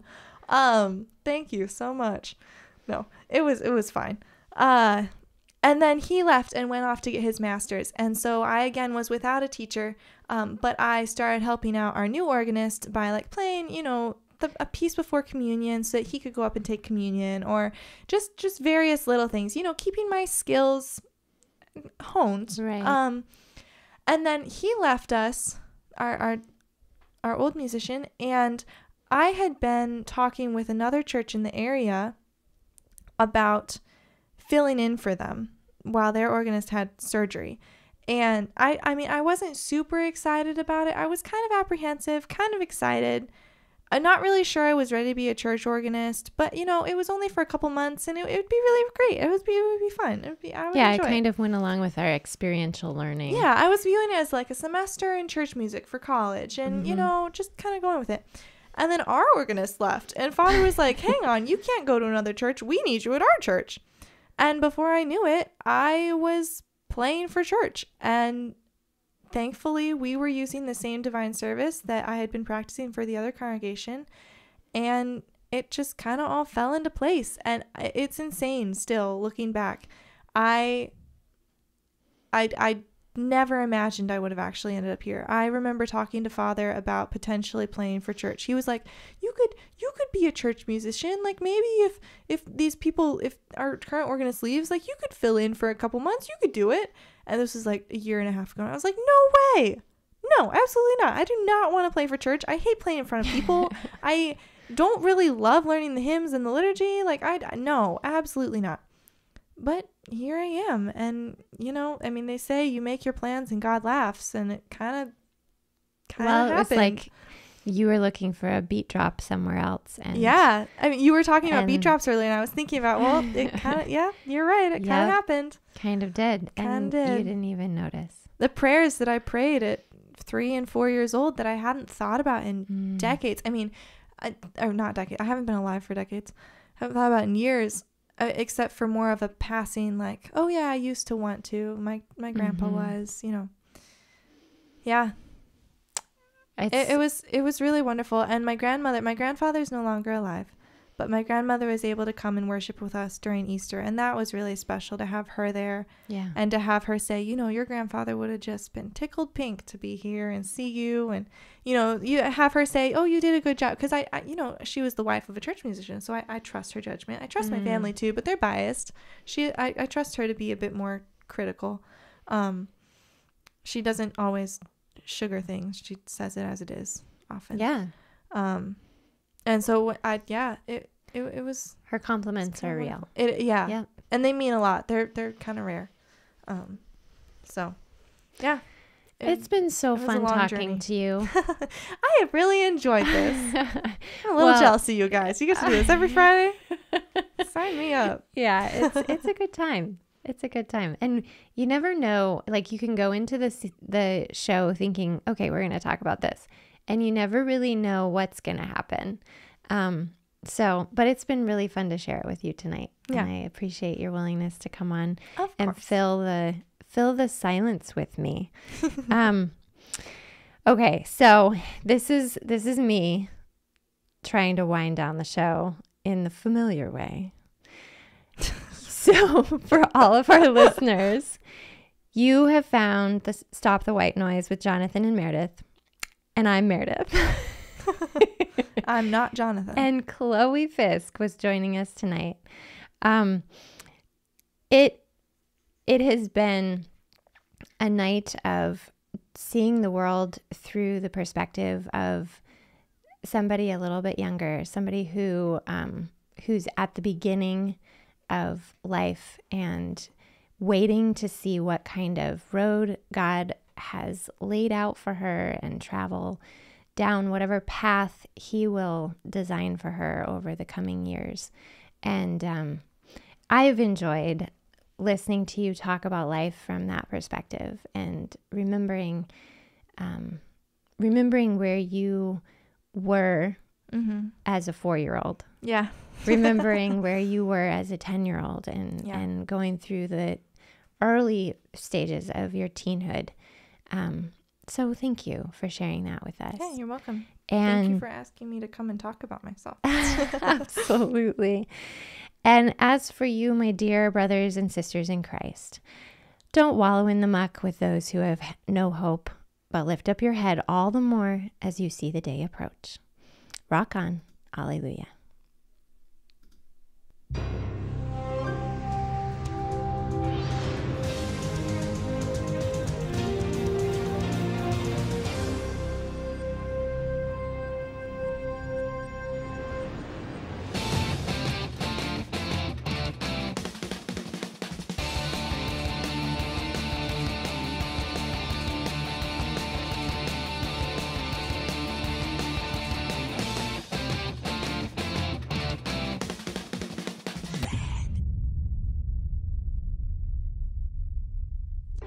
Was that worth $1?